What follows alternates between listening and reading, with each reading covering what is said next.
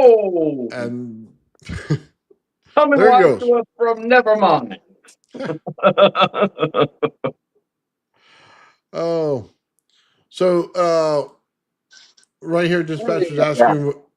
Sorry about Dispatch. that.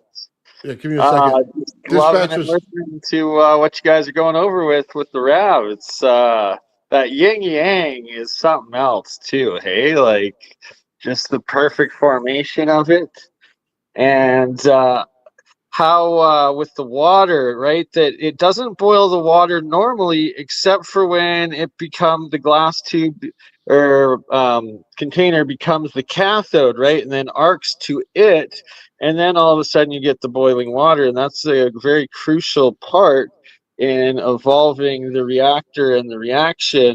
And like you're saying, then within that bubble, we're going to get the plasma, and it'll be a matter of increasing the rotation within the water as well as triggering the sonoluminescence within that bubble.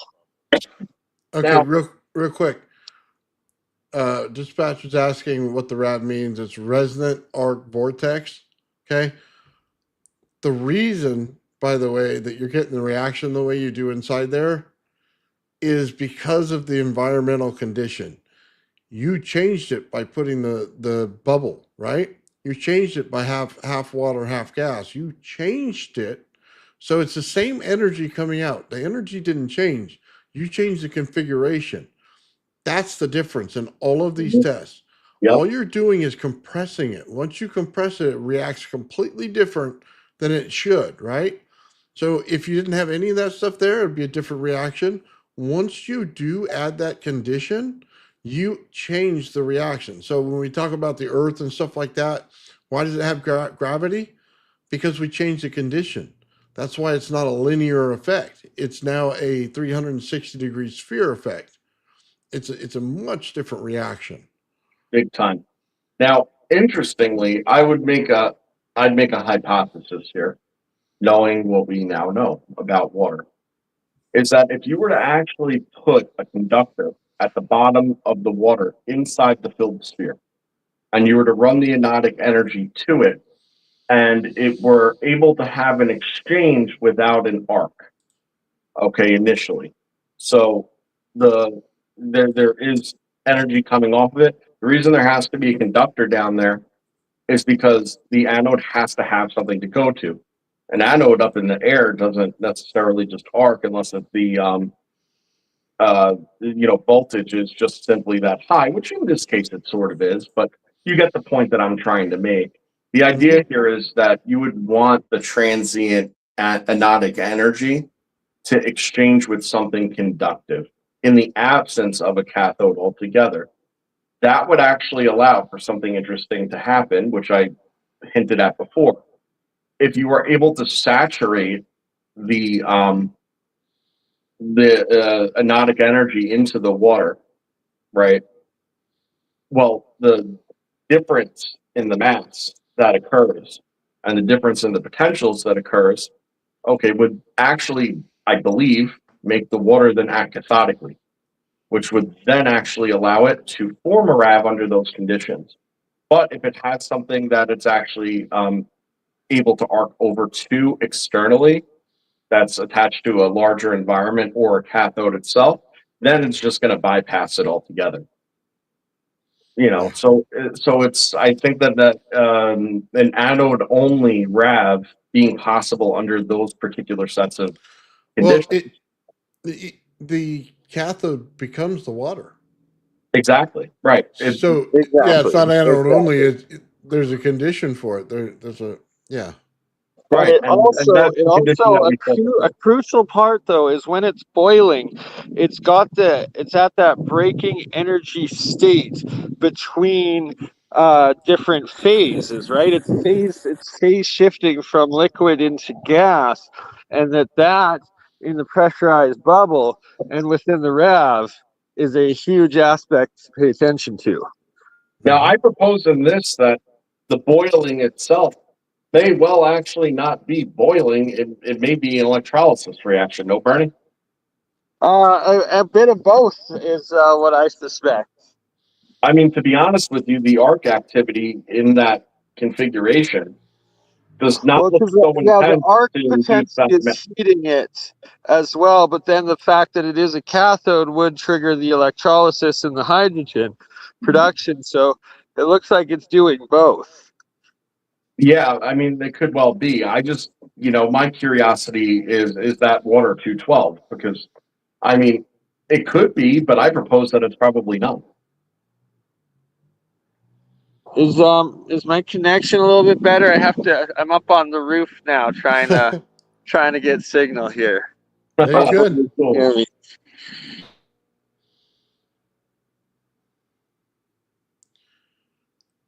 Because there's an absence of steam, or, you know, like Oh there's yeah, an yeah, yeah. absence. So Sean says there's a hole at the top. So if you look to the right, you see the RAV forming in the tube, which is awesome, by the way. I don't think anybody noticed that. To the right of that, there's a little hole on the top of the bubble. Uh-huh. So if there was a bunch of steam coming out, you'd see it there, and we'd start That's seeing what I'm saying. swirling in the air. There's none. Yeah, there's no steam in this, and Yeah. so this is Right, an but electrolysis I can reaction see under it. 212, and the whole reason is because the anode turned the water into the well, cathode. Nathan saw though, even when you do have that electrolysis reaction, there is a mist and a steam that still comes out from it as well that's visible, right? And we're seeing none. So it seems like it's with the RAV itself containing whatever it's producing within it. Now I'll say this real quick. I just want you to look at the bubble, and this could be a camera effect right here, but I'm going to point it out anyway. Look at the yellow inside the bubble. There's several of them. Yes, so that's a crucial point as well, is that what we suspect and want to prove and test is that the yellow is usually a hydrogen reaction, and then when it gets to white is potentially a hydrogen to helium transmutation, and that's where we're going to have to start capturing some of these gases and offputs and getting them tested to see what's happening and what's being produced. Yeah, so Yeah. I mean that's interesting. I mean those orange dots, they don't appear to be any sort of a artifact, right? They appear to be there. Yeah, like I said, it could be a camera effect, but I wouldn't rule it out, and it'd be worth further investigation. I mean, refraction in a sphere is a weird thing. Whenever you're dealing with how light likes to bounce around that. So, I mean, Yeah, either way though, it's the color though, and that the color is consistent whichever way it's refracting and reflecting, and that it does get those occasional flashes to the white in between, so that we're seeing that it's not a lensing effect of separation of color, that's the actual plasma light color going through the reaction of it. I agree. And well, we did see that same type of effect, although different colors, riding the line in the last image that we showed prior to this, right? So we had that line that was forming the yin yang that was connected to the RAV at the top. And you could see the energy transfer occurring in that line and, having that energy bouncing around in there.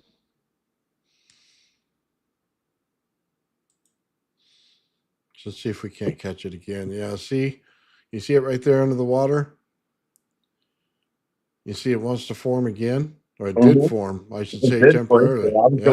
And shout out Sean Calderon for doing these amazing experiments for us. And it's like, when he sent me this one, he's like, here's another RAV fail. And I'm like, how is this a fail? Like, we learned 3 different new things you just demonstrated, Sean. He's like, hey, thanks for being so positive. I'm like, man, this is awesome work. Like, we're learning from every single one. There's literally no way to fail here. No. Well, listen, do not ignore in this, okay? The meniscus of the water. Okay, because if what yeah, very crucial part, Joe. Absolutely, because then as it gets denser, more jelly-like, and different isotopes form within it in different charged states within that water. And I don't really feel comfortable going in more detail than what that. you'll see in with your own 2 eyes here, though, is that it is riding up, a wave on the right side. So no matter how you set level of this thing, no matter what the camera angle is, it's actually pulling the water up on a bias to that side. And that's indicative of, again, the repeating, the structuring effect. Now, if you recall, and I've said it many, many times, what separates the rotational vectoring, okay, of the magnetic component, okay, from the vortex and then the toroidal sphere, okay, is the parabolic motion. Okay, that is the dimensional axis wrapping up and around. Okay, from a two-dimensional spin, okay, all the way to starting to build in its dimensional proportion. And that's what you'll see is that there's a bias pulling and wrapping that right around that right. And in that yin yang slash Vesica Pisces formation from the 2D into the 3D vector, right, of motion. Yeah. Yes, no, maybe so. I'm That's what I saying think. I'll try it with deuterium. Yeah. That was a conversation I've had a long time ago already. Oh yeah, well we're just That we're just barely. conversation Vincent had, brother. Sorry, I'm breaking up and I can barely hear due to the semi trucks coming out of Las Vegas on the highway to Sin City here. I'm gonna try to get down and see if I can find somewhere else that has some service. I'll be back in a little bit, my friends. Okay. Very good, buddy. So yeah, we've only had water, just tap water, in these experiments. Is what Sean's using. I don't even know what would happen when you start adding the good stuff into the water. You know what I mean? That would be a whole different reaction. I'm kind of glad that the water is working out the way it is, so that we can see the reaction and see which element we want to put with it. You know what I mean? And to see where the safety zones are, because you put the wrong one in there and pressurize it the wrong way, and we got the wrong reaction going on, and that's not something we want right away. Yeah, I mean the most likely effect is you probably wouldn't at these energy levels get the wrong kind of effect. If anything, you might get deuterium to tritium transmutation, which is what it is. Well, if we close the hole on the top and put the anode through there and just melt it through, right? Well, then there's a pressure that's going to go on inside there. You know what I mean? As the gas forms in there, as you break down any kind of liquid into the gaseous elements, you're going to get a ton of pressure. And then when you do, I think that's the condition in order to fill that bubble with the RAV. I think that's when we get it. Because you think about it, it's the energy transfer between it, and then it hits that. I think it's game over. It's going to form in there. I don't disagree. I think putting a magnet around it, though, would it make it so much faster, because we already know that with plasma you can take magnets and put them around it and compress it. So it also helps in the formation of the plasma inside of it. It adds to it. So as long as you do that, man, we may be able to get this thing really cranking here. It's just awesome how it lights up like that. Sorry, I'm just a fan of lighting effects as well and how things get colored out.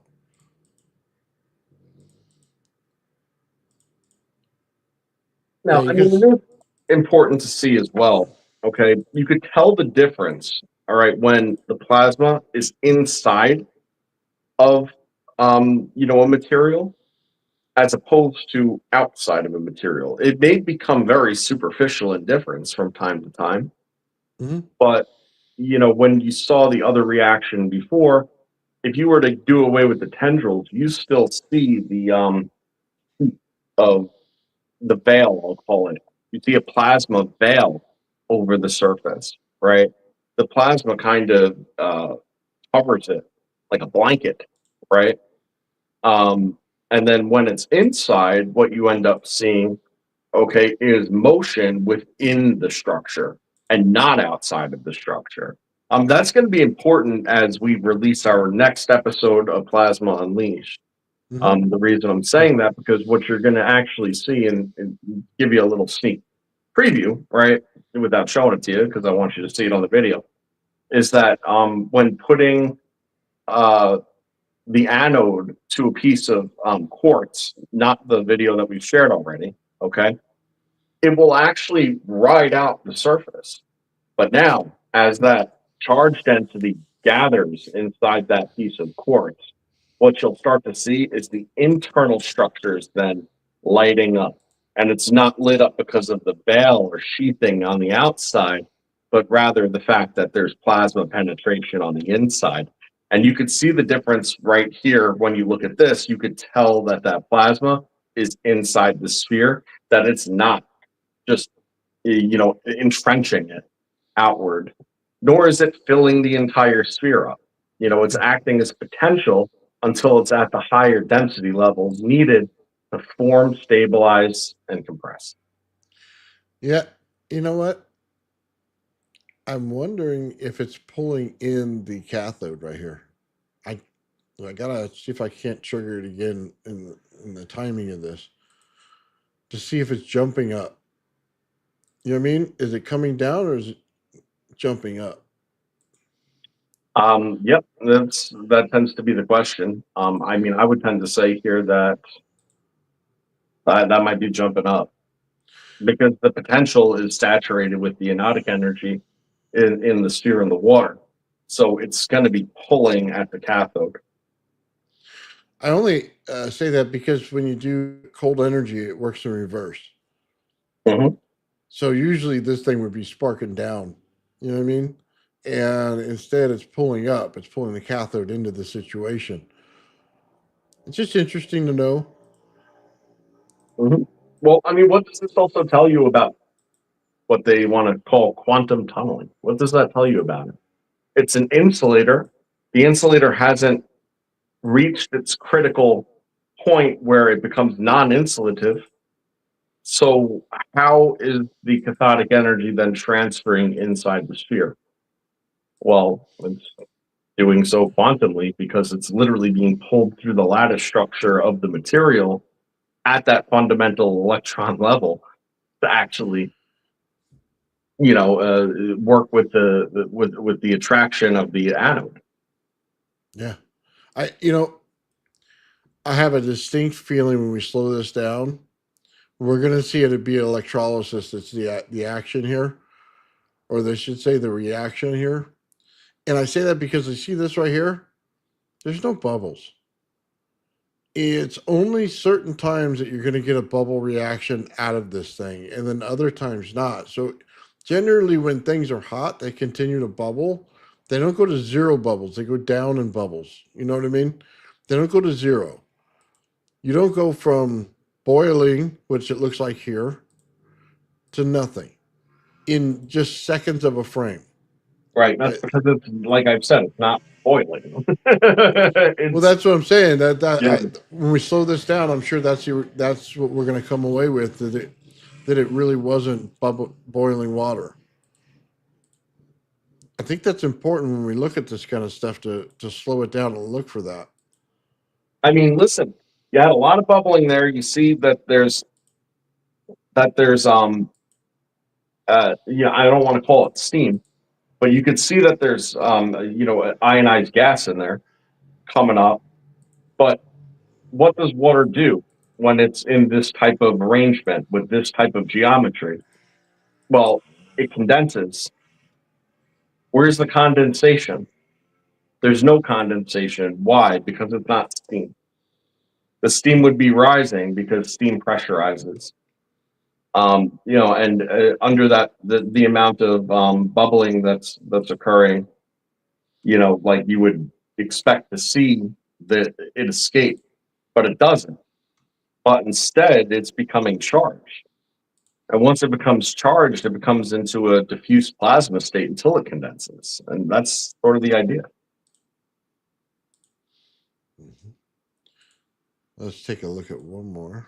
But you could see it pluming right there, right? Okay. Yeah, let's watch that. Sorry, this is the wrong one. Go ahead, Joe. No, I'll no, go I'm back. just saying you could see the steam pluming in the last image that you showed. So it's not steam though. I'm pretty convinced that that's from electrolysis, it's hydrogen. Unlikely. It might be this one that I didn't show yet.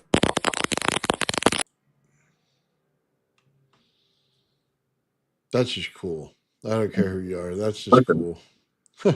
Look, right. I mean, that's a nice little death toy you got there. So I have this ball in my garage. It's about this big, and it's all glass. I want to do this to that in the background of like every video. Just have that thing light up, man. It would be completely awesome.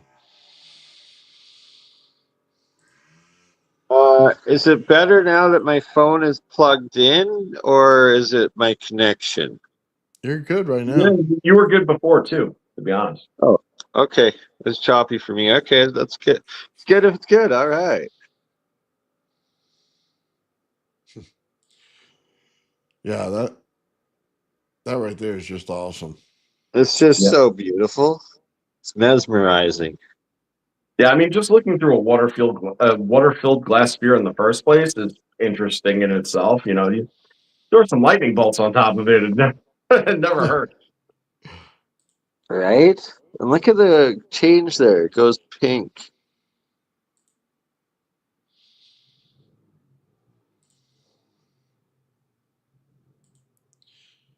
And white. You get the white flashes and the pink.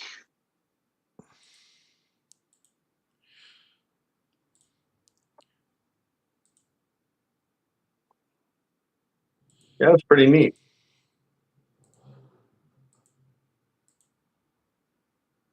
Yeah, look at that. It's just Yeah, straight let me look at bypass. that real quick. Yeah, that's cool.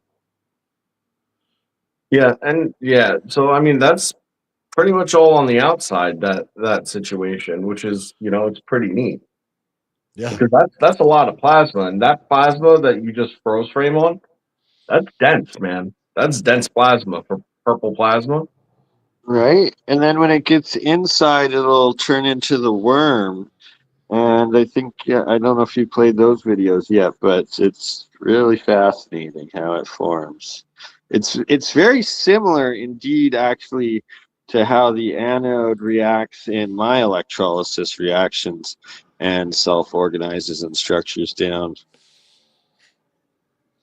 Right on.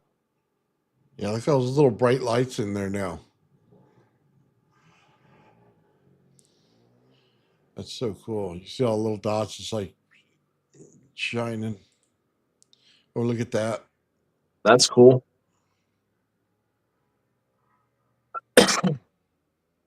That I can't tell what to do with Right? that. Like, look at that one. That's wow. Yeah, That's a wow photo. I mean, it looks great. There's no lie, but I mean, you know, for total honesty here, I mean, this is what you would expect from this. Like, if you were to ask The beauty. any old person that knows a thing or two about plasma physics, and you told them this was it, this is what they would tell you would happen. But it looks great. Oh yeah, and it looks very similar in many ways, not just to lightning, but to the aurora borealis, right? When Oh, it yeah. flashes off, like those sort of streams. Absolutely does. Well, those are magnetic moments kicking off in it. Is Well said. when it goes from an arcing, because remember the arcing it's a current vectoring, right? But the condensation comes from a magnetic vectoring. So it has these moments of actually starting to spin, where the field geometry, not the plasma necessarily, but the field geometry starts to spin on it, and then the plasma reacts to it. And probably because it's not structured and strong enough in that case, it doesn't sustain. So, it does what the plasmoid did: form for a second, fill up, and then, when you showed that plasmoid last week with the big open, frothy bottom. Mm. Yeah, Sean in the comments says these are failures. There's no chance of that. These are successes. Oh, this isn't a failure by any means. It's like I said, it's impressive. It's Right? I was like, it's never a failure. These are just God, everyone's magnificent. But fail to trigger RAV is what he means by that. The fail to trigger the RAV reaction. But there's still so much more to be learned from each experiment. And I see each one as a beautiful success. I think that if again, if you want RAV to form, just change the relationship with what the anode is going to, and or make the cathode more accessible, because there has to be something to saturate that internal water that is less resistant than just simply connecting with the cathode directly. As long as you could do away with that direct connection with the cathode, that's the whole basis of the RAV in the first place, right? It's a regulated feed between the two. So in that case, you have air, which means that you have different mediums and different resistances, right? And less mass. Yeah, sorry, I So put this picture back up for you guys. See, Yeah, you this see one's it. just so amazing because it literally has the dark black counter space, counter light yang to the white yin on it, right? And it's like that. And from the right perception, you can see that it's a also Vexa Pisces, just showing one half of it, and it's the flow dynamics of counter vortex, right? It's you see the beautiful. other side of it is there too, right? It's totally inverse on the other side. If you look at that ball at the Exactly. left of the orange, right? The light of the orange, you see the line coming out of it. Well, it comes straight down out of it and starts to curve right. If you Yeah, drop it, it starts good to eye. curve, left. So it's just doing the opposite in the opposite direction at a 45-degree angle. Yeah. Exactly. Let's take a look at this. Ooh. Yeah, remember we were talking about saturation? Right, but look at the clouds, right? The formation outside of it coming off and the vortex shapes that they're in is also very important in how they form into layers of charge separations as you go through the next several images. Yeah, and as you go through these next several images, mind you the spot where you saw that dead zone, and then keep an eye on it, because what you're going to see is that the energy keeps out of that spot. Look at this picture. See the same spot? Yeah, exactly. It's always dark in every single one. Exactly. Mm-hmm. So check it out. There's dark spots on this, so it looks kind of like the sun, right? You get flares, you get the dark Yes. spots. It's what happens when you have a RAV that encapsulates the whole entire damn thing. This is awesome. And then there's the RAV Moon wormhole, but that's a story for another day. Ooh, look at this. Dude, that looks like a plasma discharge right there. Right? That looks like a Exactly. coronal And a like solar a coronal, flare, too. And a exactly, coronal solar discharge. flare. Absolutely. You That can is the see the snap. convection in it. It's all And look at the discharge coming out 45 degrees from it as a triangle. right. And for those that watch us all the time, you would know that the only thing that would separate what we're looking at that top left from a solar flare, okay, is shear. That's the only difference, right? So if it continued to rotate, it would pinch and shear, and then it would be Yes. free and on its way. Yeah, dude, I gotta say this, man. I just love the way this thing works. So you can see every aspect of everything that goes on in this thing. We're not enclosing it where you can't see it. We're not pulling it apart with a vacuum where it doesn't have the correct reaction. It's in the open air. You can see everything about it. It makes it completely Absolutely. special. 100%, Nathan, and it's such a crucial part, and it's such a crucial part to my own electrolysis formations where I'm making these different metamaterials, and they're all like, "Oh, how? It's impossible! It's got to be in the vacuum in these pressurized conditions, and this and that." It's like, no, it self-structures and organizes, and it's from the shell of the plasma sheath where it interacts with the boundary layer that you're getting that structure and that solidification of the electrochemical reactions. Damn right. Yeah, I'm on board. I agree. That's exactly how it goes. And all this stuff, okay, now keep in mind this. So let's just change context for a second. They talk about the formation of different matter, different minerals, and so on, right? And when they talk about mineral deposits, and they're like, this crystal, it took a million years to form. Did it? Well, they form the same. Right? They form the same crystals in a more perfect structure. In moments, in a laboratory, days, right? In a laboratory in a fraction of the amount of time, but by orders of magnitude. They could form a full-blown quartz crystal that they would say that took 5 million years for the nature or to just create. add a little electricity into that chemical reaction so it's electrochemical, and oh wow, look at that, the time just disappears that's needed. Right. Imagine that, and imagine that they're trying to say that they could do it in less time in a comparatively weak and small laboratory apparatus, compared to the natural energy and pressures of the frigging Earth. Okay, Right? Or just I'm sorry. saltwater battery, right? Saltwater electrolysis of some sort, potential. Yeah. Well, mind you, all these things, they all take it like in ores.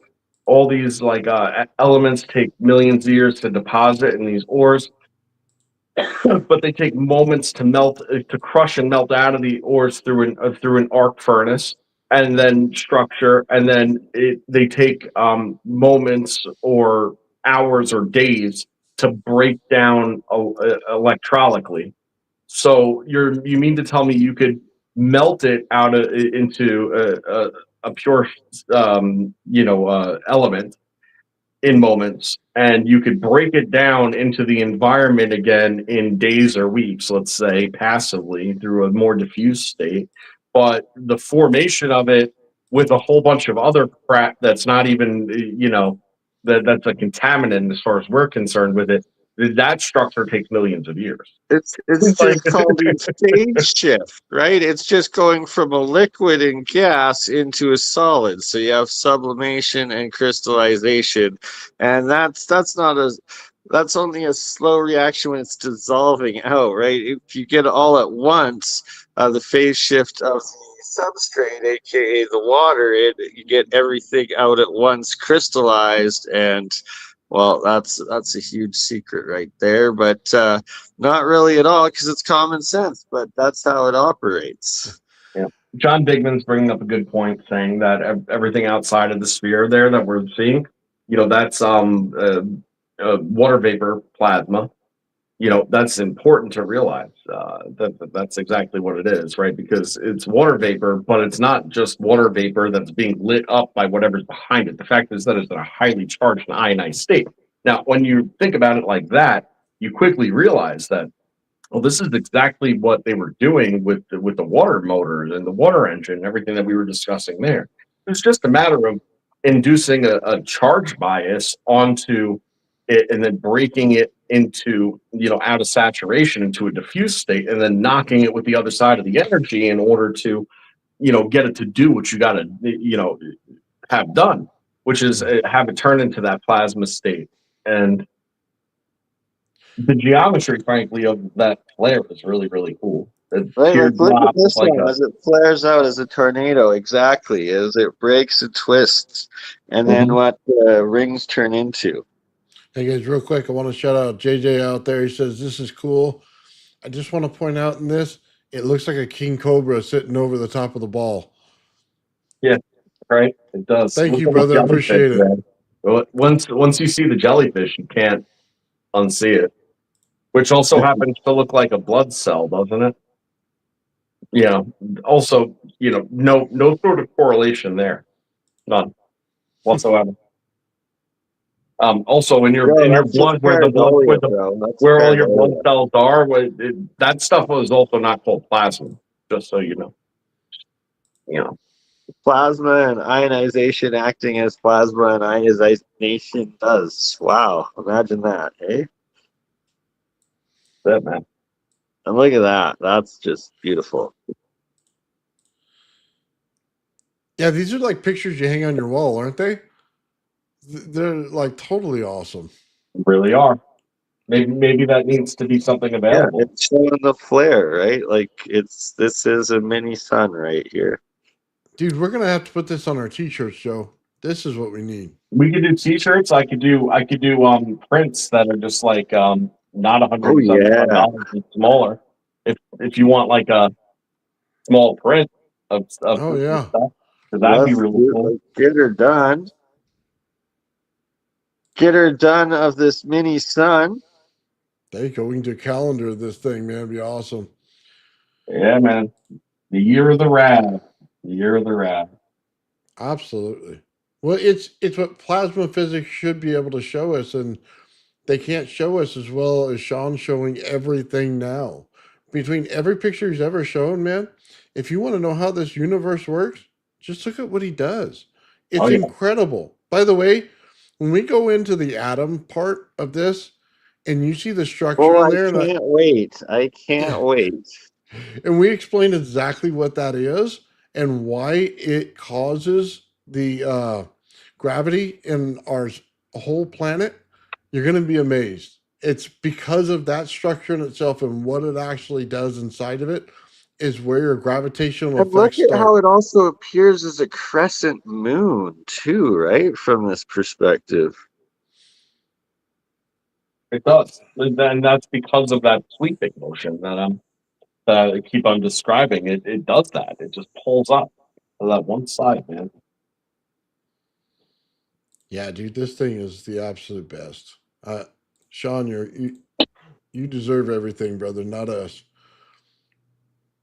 So Well, none of this would be possible right now for without Sean. And God bless you, Sean. And we hope that your health continues to heal and you're able to continue to do this. And look at that. That's Inception mushroom jellyfish. Once you see it, you can't unsee it.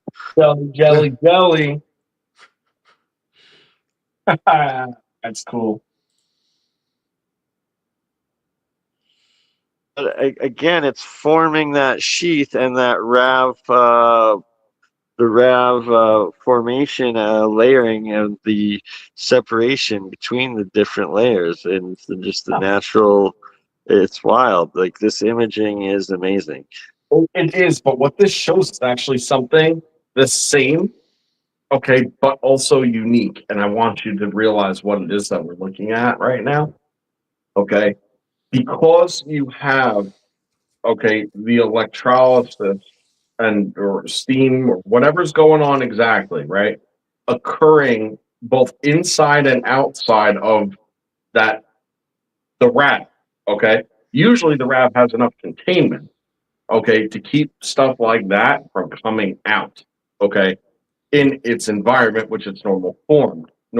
But in this configuration, it doesn't. So this is the because of the phase glass. shift configuration, right? Where it's So- building out in the different phases of matter around it, from densest to lightest. Well, what I'm saying is that what you're seeing on the left of your screen right now is dynamically the same thing as what the lens flare is, except because it has yeah. a density that it's able to also charge and accumulate from. That's not a gas medium exclusively. Oh, exactly. Now you're The able to light is visually acting like see it. matter, just like the Right. smoke, just like gas. It's all the now we're same. getting it.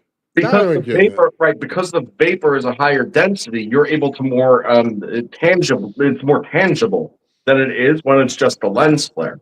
But that's exactly what you see in the magnetosphere of the Earth, and that's what the lens flare blah, blah, lens flare. Edge of the moon? The flare arcade is, okay, in what we've been showing all along in the standard configuration, but then you have it this way, and now you're just seeing the same thing again, but now it's repeated in a way that, what are you going to tell me? It's a lens flare now?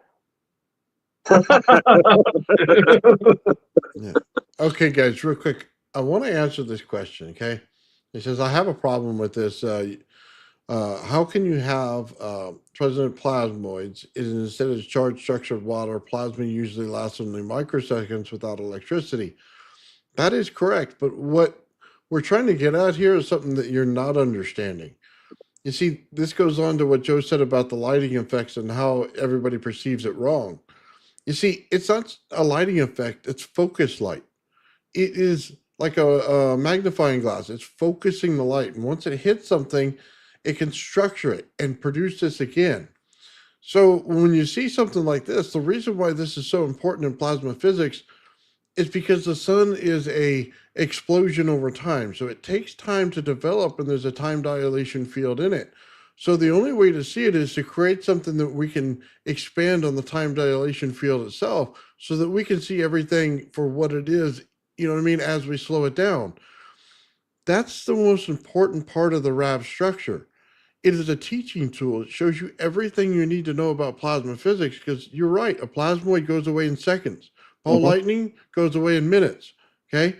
This lasts all day. You can see everything you're supposed to see in this.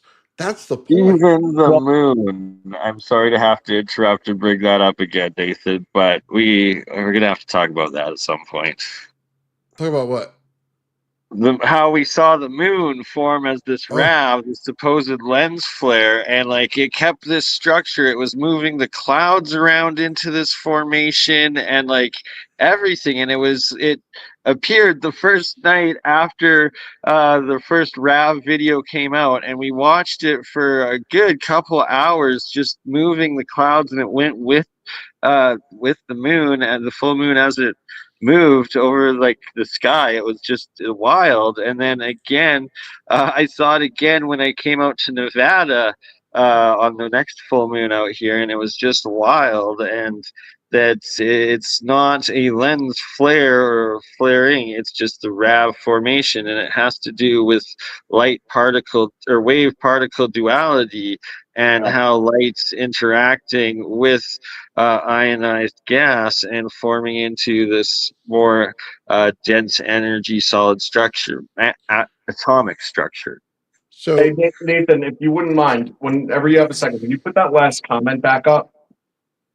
yeah, give me a second. Just so you know, Bernie, what we saw was sheath zones. It's important to know that because they talk about dark energy. What they're not recognizing is we're inside of sheath zones at all times. They're just very present to the eyeball, so you don't get to see it, right? But they're always there. That's the thing. That's And the you can problem. see that one dark spot, the yang there, that is where the dark energy is going and forming around and coming from, right? So the hole is there. You just have to look for it. Yeah, I think they don't understand. I can't find the comments just yet, Joe. I'm looking. Well, anyway, I mean, it was regarding the plasmoid, and you know, what he had an issue with because they generally don't persist, right? There it is. Well, now standard whenever plasmoids are being discussed in the context. Well, how are they formed? Well, generally speaking, the most common way has been through a phase differential force. Okay, so anytime you're taking a gas and putting a gas through water, it creates what? A bubble, right? Well, that's a phase differential. Well, if you then have a pressure differential on top of an alternating pressure differential on top of a phase differential, you're forcing a cavitation state. Okay, so basically what you're doing at that point is you're creating a situation, okay, where the plasma is forced into a state of plasmoid.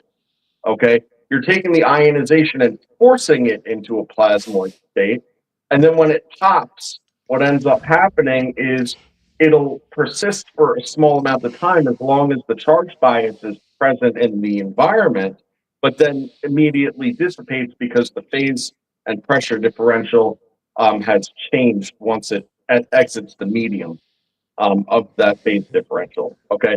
What RAV does is a lot different. Okay. Because what it does is it has a regulated exchange between an anode and cathode. It's that regulated offset differential exchange that's the mechanism of its self-organizing property in the first place. That self-organizing property separates the duality, creates a chase. The chase creates a vector change from a current state to a potential state to a magnetic component state. Well, the magnetic component, once that persists and the density grows, the dimensionality grows. It goes from a magnetic potential, okay, or magnetic mode, okay, to a real form of vortex magnetism, to then a spherical toroidal magnetic field. Well, that happens when the fields deflect across each other, come back, return, and when they return, they all meet at the intermedium because they deflected against each other, even though they're opposites, because they were headed the same way at each other. Two things that are opposites headed the same way are the same. So they repel. But when they do the turnaround, then they connect. When they connect at a 45, it crosses, creates a third vector. What does this mean? Well, it means that everything that you know about plasmoids and how they were previously created, okay, is proof of concept, okay, that it's possible that it could be created. However, it wasn't created to be sustained because realistically, there's no way to use it because it's transient. What are you going to do with it? I mean, yes, it could have transmutive properties. There's things you can do with it, but does it open up all the potentials of what the plasmoid itself is actually capable of? And the answer is no. It's only by not forcing it into the conditions, but rather creating the conditions in which it self forms, okay, that it can then be sustained. Okay, by forcing the conditions and making a huge amount of contingencies that are unsustainable, it's never going to persist, and it's always going to be transient, and it's never going to be usable to its fullest potential. Period. Hard stop. That's it. Okay. You know? Real quick, I want to shout out Gigi and Traveling Fools later on tonight. We're going to be on the Traveling Fools channel, man. Make it an awesome night tonight, man. We all have laugh and have a good time over there. It's going to be exciting, man. 7:30 Pacific Standard Time on my channel, also on the Traveling Fools channel over there. Going to be awesome, man. I just want to say real quick, this is what Bernie wanted to show. And this is what we saw in the sky when he was out here in California with me. He saw it in the desert as well. You see the center, you see the light going both top and bottom from it, and it spears out. You also see a satellite from it. You can see it on the bottom right. And then you see the big spherical structure around the entire thing. Well, there was many of those. There was like 3 or 4 of them that we saw build out from that. They went out for like tens and like tens of miles, probably, like the outermost ring. It was wild, and like it was the flow of clouds were flowing into these rings. It was just so wild to watch, and the camera just never does it justice. So I need to explain this so people understand this. This is always there. You don't see it, but it's always there. The only reason it's there is because it's lit up with energy right now. It has extra energy being produced out of the moon in order to see it. Now, this is what dark energy is. It's always present. You don't always see it light up. It's a photon right now. It's going out, giving energy to that ring. That ring lights up just like a photon. And it does it several rings out, but this is always present everywhere. The sun puts this out all over the place. So anywhere in the solar system, that dark energy, there's still energy there. It's never gone. You just can't see it because we don't get to see this every day. This only happens when you have extra energy and it's able to light up the zone itself. So these are sheath zones going right around the moon. This is exactly why plasma physics is important, so you know what this is.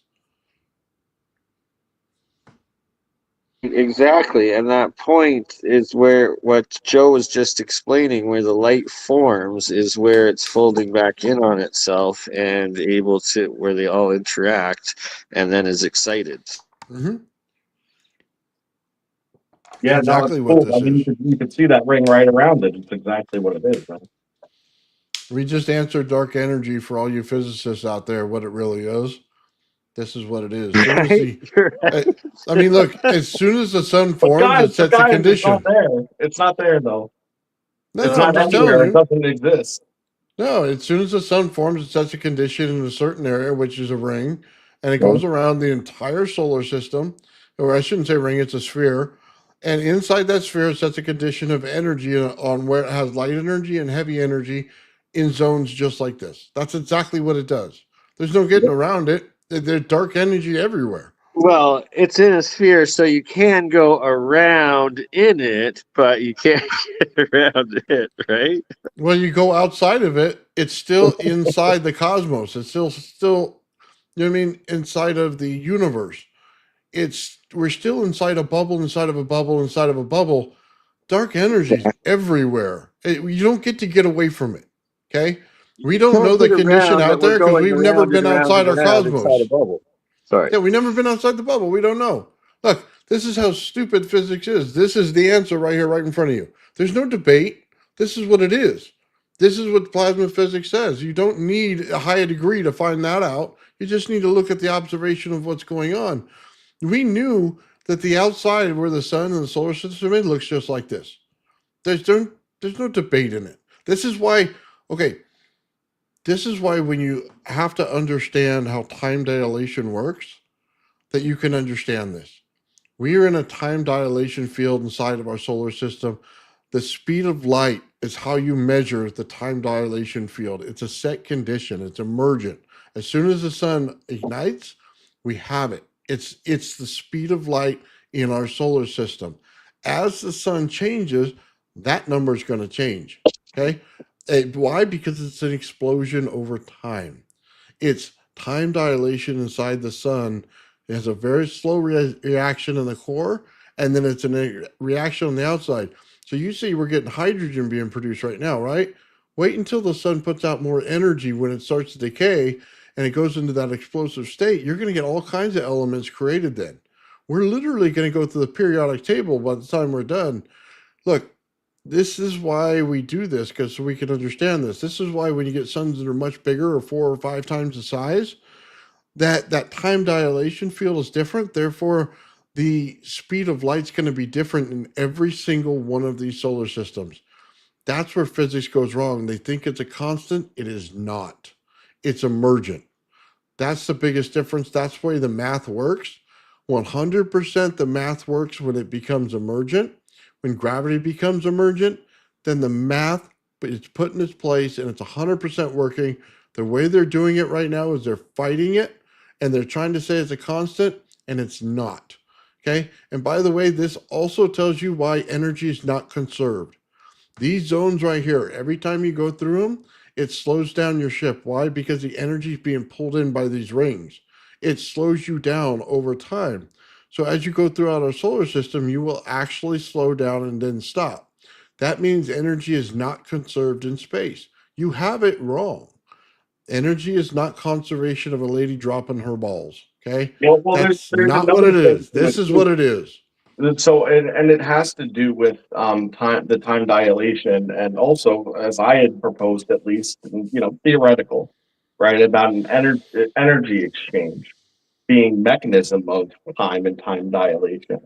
So, if you realize that okay, time dilation is a factor, and it's in a diffuse state because it's emergent, and there's certain components of it that are going to play a role in what the time dilation is, you understand the idea that Earth and the Moon, right, have a relationship with one another clearly. Okay, and we also have two diffuse states of separate time dilation, and where these two areas meet in their most diffuse states, okay, actually would lead to a separate differential that exists, right?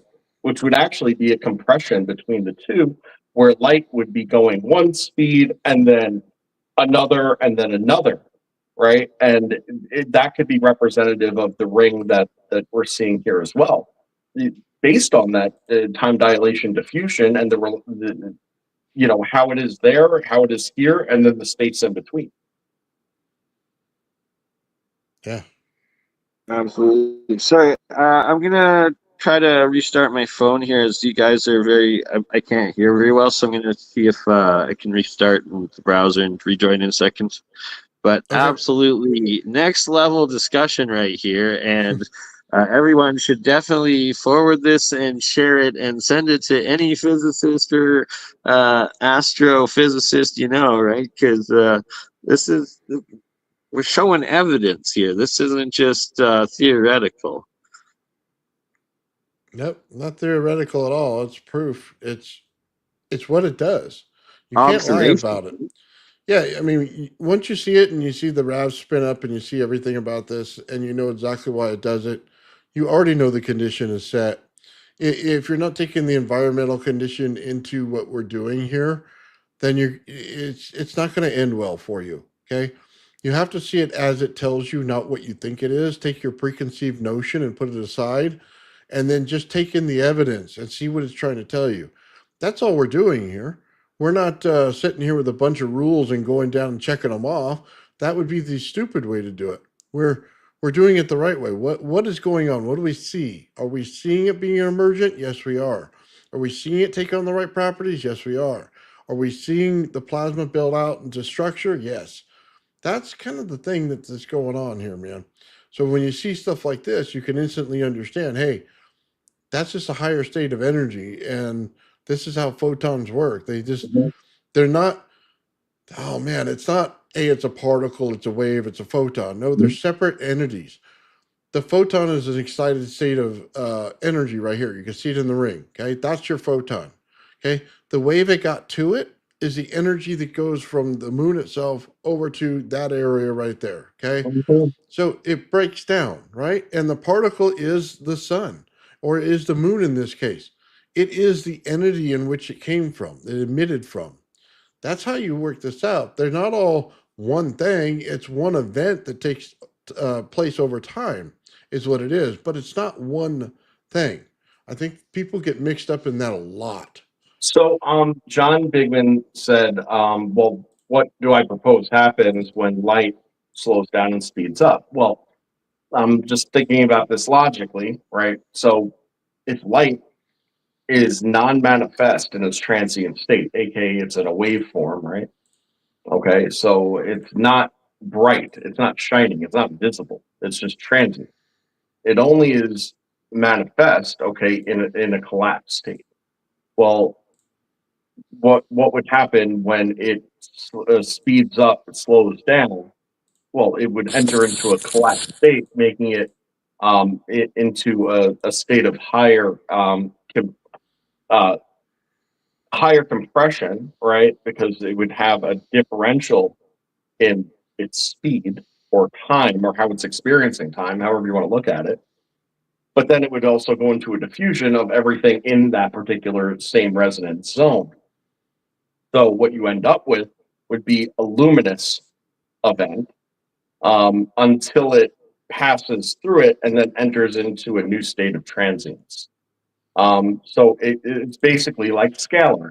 When you have something that's scalar, okay, and then you bring it into a relationship with another waveform, okay, it would collapse, and then it becomes what it is again, and that's sort of how that tends to work, and it would be the same because it enters into a scalar state when it's in that wave function. Because So it's 360 degrees. exactly. Yeah, it builds out a little bit different. People should really understand what scalar is and how it works. Mm-hmm. Or at least I should say the version that people put out when they say it, it's actually technically named something different. But when they talk about it with Tesla coils, that's what they reference. So you have to, basically say it that way. So anyway, I just want to show you, this is Sean's got another video here. Let's see.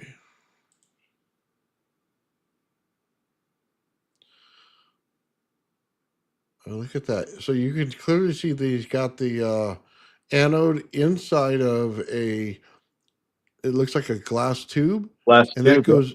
it goes inside that ball. The ball's completely full with water. Mm-hmm. Yeah, and then we're getting the bubbles from that. Oh yeah.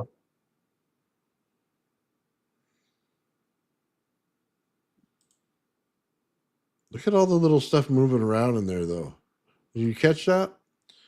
Oh yeah, the stuff moving around is all that electrolyzed gas. I mean, the anode itself and that tube with the positive bias is gonna be an oxygen accumulator.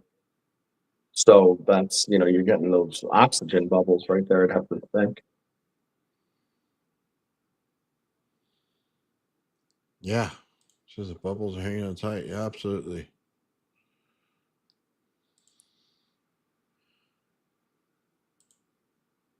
So let's do this because we see the water almost clear there, right? You see little dots in it? As we go through here, we just see them increase and decrease. They look Yeah. like little tiny bubbles. I don't know if you can see that. I mean, I see them. Just interesting.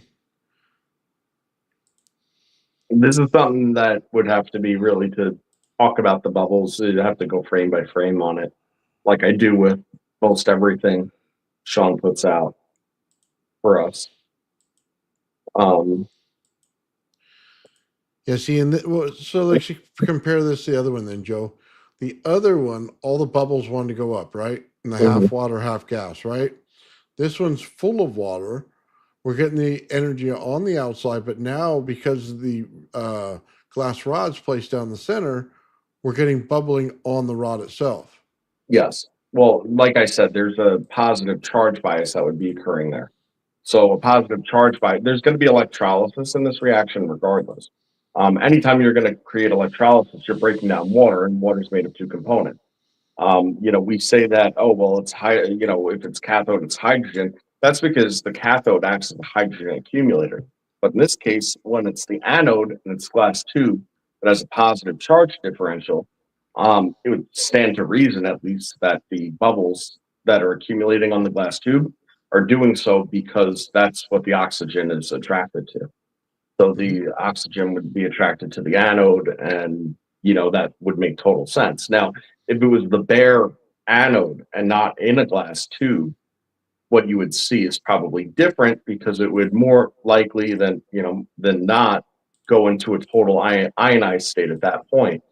But because there's an insulator in between the two, there's enough at least attractive force to get the oxygen to stick to it without fully ionizing, at least initially.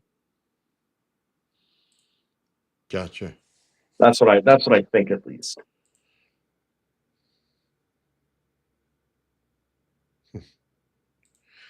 All right, I gotta show another video here. And Sean sent me this a while back. Now we talk about lighting effects and stuff, right? Look at the wall behind this as this thing goes off.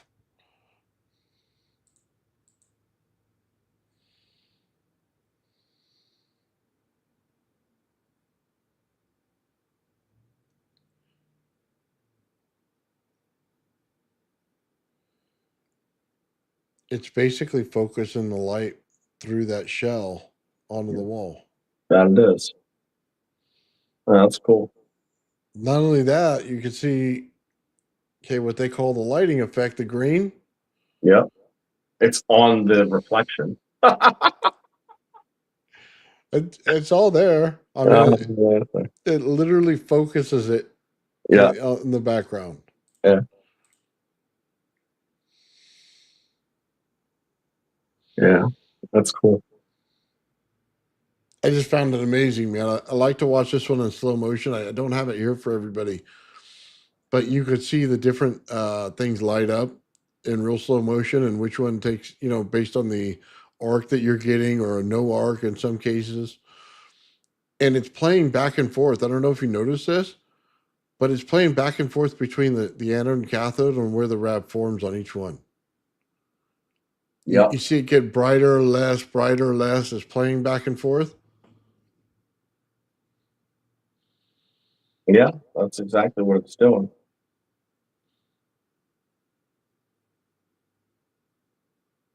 Just think of this. Put a coil in between those 2 points. That's where you pull the energy out.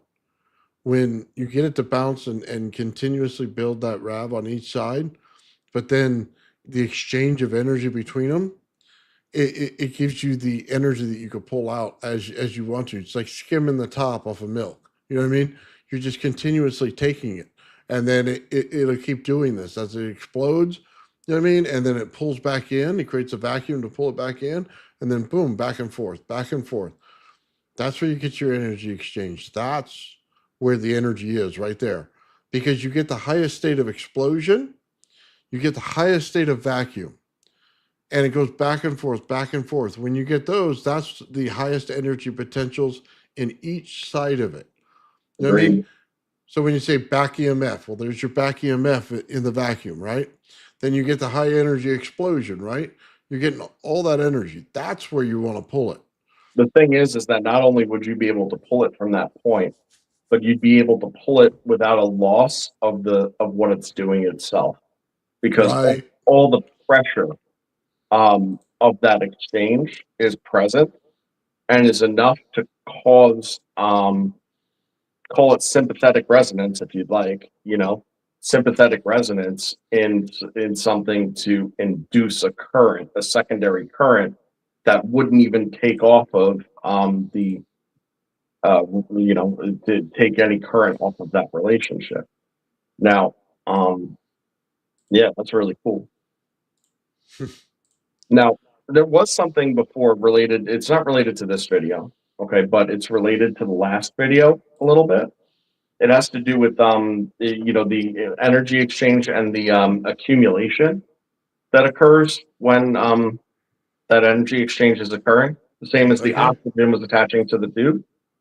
Nathan, do you have that video I sent you of the crystal, the one that was very, very slow, where with the sparks? Do you remember the one I'm telling you? Yeah, give me a second. Okay. I gotta find where it is. Yeah, I have and you can't you want find the it. slow motion or the first one you sent me? I don't know. Put it up and we'll see if it's it. If not, I'll just say no. Okay, give me a second. It was one of the hyper slow motion ones that I sent you. I think. Oh, It was that was the last one. Okay, well, we can No, I start think it with was the first one. First one. Yeah. All right. This is the.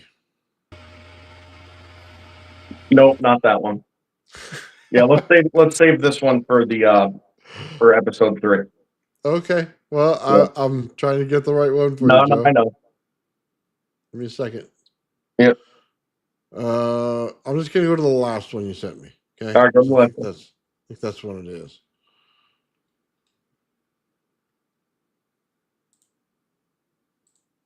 Because you zoomed in and everything. So Yeah, it's way zoomed in and it's way slowed down.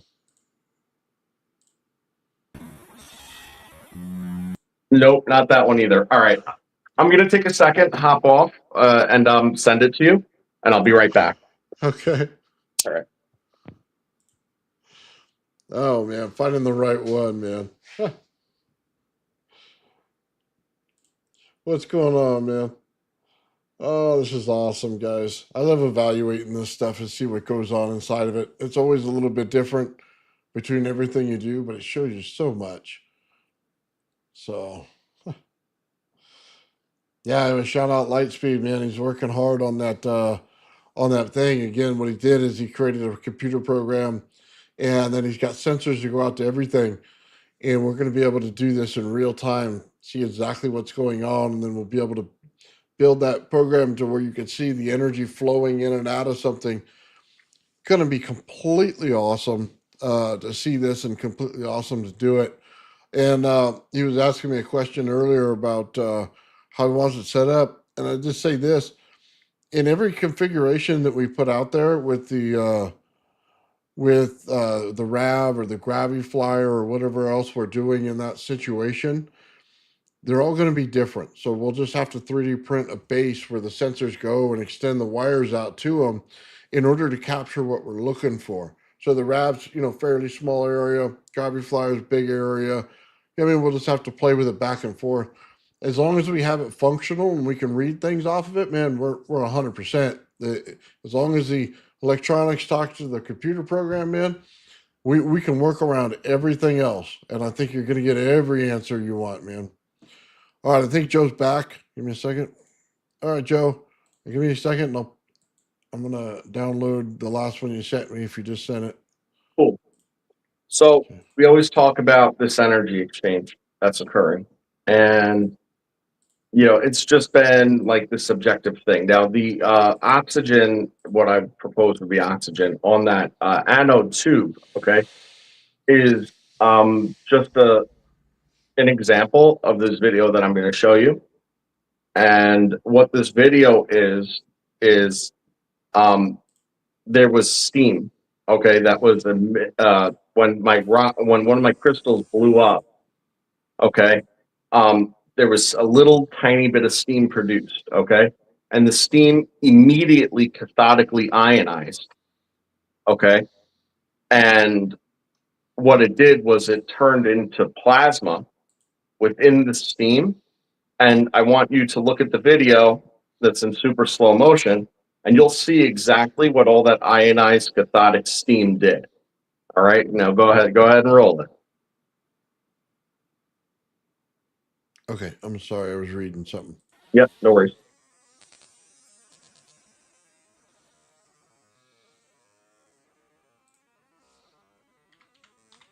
Is it playing? Oh yeah. Okay, sorry, I was looking at something else. Sorry, trying to answer a question. Oh yeah, look at that. Now you see the sparks flying. Where are they all flying to? They're flying directly into the middle of the RAV. Okay, that is what happens when the cathodic energy in higher density gets released. Okay, and it's literally sucked into this energy exchange at a much higher rate. Okay, because it becomes free like that and available. Okay, and you could see they look like sparks, right? You could see the sparks literally flying at a hugely accelerated rate directly into it. Okay, now that's what I'm talking about. This is what's happening through the substrate. So in this case, it's a crystal and a rock. Okay, so it's actually doing the same thing, except it doesn't glow like that necessarily as it's exchanging through. But you got to see it with your own two eyes. It's literally sucking it in. Well, from every single direction.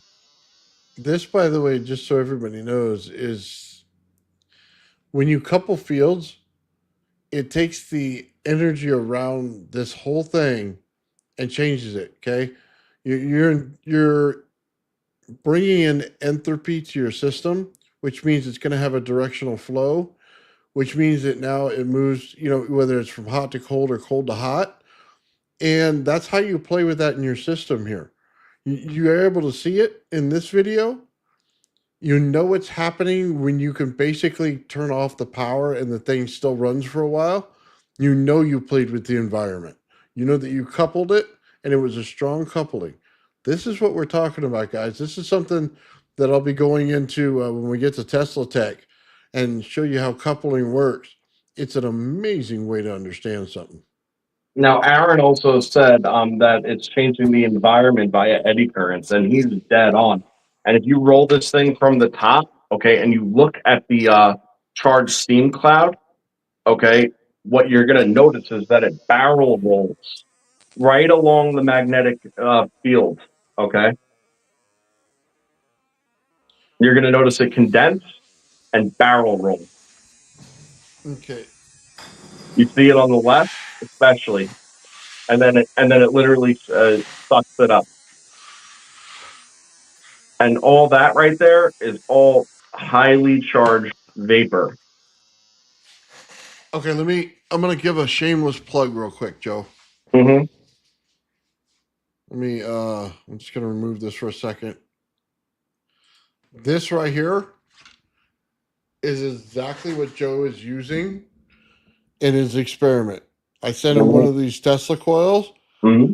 and he modified how it comes out from the energy in the center here, which has absolutely no connection to the rest of the coil. It just has a rod sitting in the center. And then he uses the number 2 winding. So you get an anode cathode situation going on. But it's in the Tesla coils that I sell in my shop on the Esty. It's the link is in the description. Um, and that's exactly what Joe's using to pull this off. That's it. Once I understood how it was formed, right, I knew that all the pieces were available right with the Tesla coil, just to be able to do it. And with a PNP, it's kind of a little bit like a cheat code, okay? Um, because it actually forces the entire thing into resonance. So whereas that you're looking for these differentials all the time, the differentials are there. Okay, the PNP is in a constant state of trying to force both sides closer and closer together in these differentials, uh, in resonance rather, despite these differentials being in place. And what that ends up leading to is something interesting. Okay, and it's actually, see it as a good byproduct, see it as a bad one, and be it as a may. Okay, but it has so much um, like energy production, if you want to think of it that way. Okay, amplification, that's the better word, right? That it overwhelms it once it gets into saturation. And if you start doing stupid crap like hitting piezoelectrics with high voltage, it ends up compressing everything and dumping it right back into the system to then try to correct the resonance again, and you'll end up blowing up your PNP over pretty short durations of time, unless if you offload all of that extra current back pressure.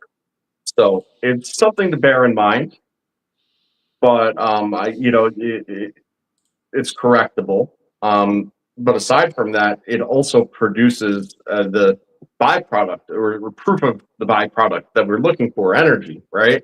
All this Mm-hmm. energy amplification, it's actually producing it and the reaction, but then also capturing it and then trying to recycle it through itself. And over time, it's like, boom, and that's it. Then it's done. Yeah. So if you could scrape it off and use it, hey, more power to you. Well, it's so Joe's getting back EMF in his system. Oh, a big vacuum about yeah. Yeah, and we need to put a snubber circuit on the coil in order to capture it and then reuse it. So that's my fault. I've been so busy I haven't had a chance to work on the circuit itself to pull that together. I mean, it shouldn't be that hard. It's a simple diode, you know what I mean, going into where the number 2 goes and then putting a junction off of that in order to put it into capacitors so that when the back EMF happens, it won't go through the diode, but it'll push back through the capacitor and load it. And then we can just put that right back into the circuit itself and it'll shoot it back out. And it'll actually make the circuit work more efficiently because where it doesn't have capacitance now, it will have capacitance. Therefore, you're going to get a better exchange altogether. So, my fault. I haven't had time to work on it, but Joe's absolutely right in what it's doing. Now, what I want to draw the correlation here between what I'm showing and what Sean's showing because it's significant. Okay. The point is that once you realize that the plasma itself is charged particles, okay, Mm-hmm. well, it kind of breaks the paradigm as to what we think of matter, right? Now, in a liquid substrate, when you have a structured ball of rotational plasma, okay, it's not made of water, okay, but No, yet no. it's moving through the molecular structure of the water. And Yes. that makes sense because I mean, water is a liquid crystal, okay, it is. It's just not always structured that way, but it has a liquid crystal potential, and it's literally moving this energy right through the molecular structure of the water. In this case, okay, and maybe not in this particular frame, okay, but to a degree, okay, it's actually moving the plasma through a solid crystal lattice structure. So you got to get your head around that because it becomes a little like, you know, dissonant when you start to realize that you're moving particles through a solid material. And it's the only reason it's breaking it apart in this case is because of resonance, right? This is not in resonance with it. Now, if it was Yeah. in resonance, it wouldn't have broken it apart. As a matter of fact, it would cool down the entire experiment. Absolutely. Big That time. as soon as you find resonance in something, the amount of heat in something goes away. Just understand that that's the way resonance works. It removes impedance. So if you remove the impedance is what heats things up. And as soon as you put in resonance, boom, it's done. Hey Joe, what camera do you use? It's just my that was just 4K 60 on my Samsung And S24 Ultra. is it And Android? yeah, and then I slowed it down a few times, you know, and cropped it. So that's what you get out of that. So Gotcha. this is like slowed down at least 64 times. It might be more. Oh, You know, this wow. is very, very, very slow motion. But how else are you supposed to capture this thing that you see in this brief instant that occurs? But you know, like if I didn't slow it down nearly frame by frame, there's no way that you would have been able to see these particles literally curving and moving and sucking like a vortex into the into this thing. It's crazy what they're doing, you know. We'll roll it one more time in case anybody kind of missed it the first go at it, because I mean they really go from every single direction upwards and inwards like that. They're riding the outside of the magnetic field.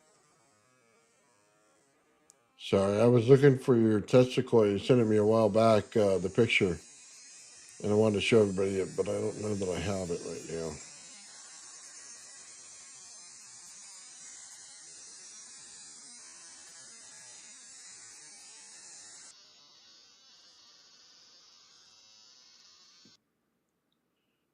What is that? Let me put this on the front page. Okay. Sorry, Joe. Let me put it one more time.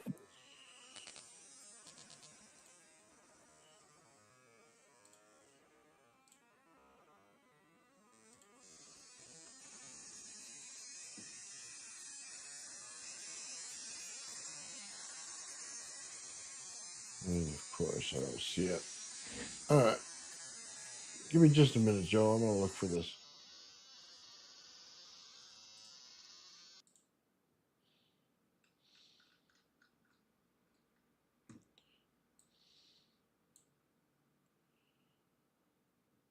Uh,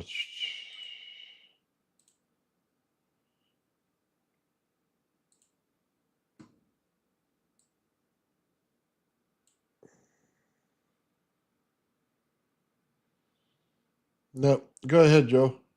What's that? Go ahead and explain whatever you need to explain. I'm looking for something right now. I'm sorry. I mean, I did explain it. I mean, all you can see all the ionized charged particles literally accelerating and expanding outward, only to be attracted into the RAV itself. So that's the iconic energy exchange in a not so traditional way. Like it's not the way that the RAV usually does it, right?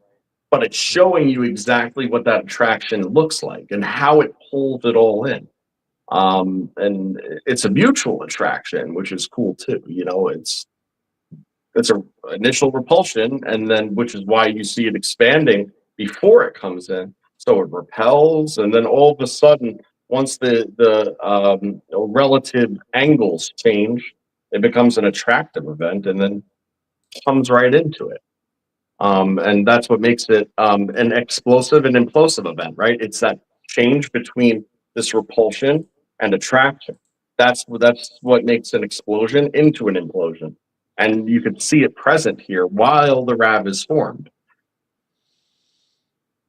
And, this particular RAV, it's interesting, is both inside and outside of that cube simultaneously. Like, there's portions of RAV actually inside of it, not the whole thing in this particular frame. As this video progresses, and this is only a short clip of it, and most people have seen it, but the RAV actually forms inside of the crystal and blows it into pieces, and then forms in the remainder of the crystal and then blows those into pieces. I love that thing, man. It's great. Sorry, I'm almost there, Joe.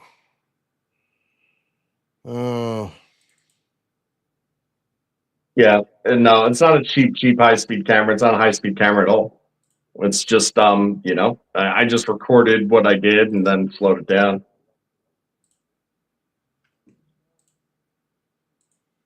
I did record it at a pretty high frame rate, though, at a pretty good resolution. So, there was, you could make out what happened. If I didn't do that, then we wouldn't have gotten anything off of this.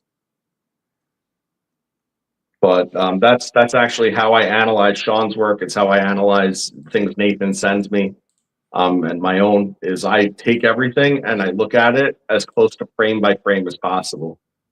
Frontwards and backwards, over and over and over again. And then I change levels and I change, that way, because when you start to change levels, high, mid, and shadowing, and you start to change all those gamma dynamics, and then you change saturation levels of color and so on.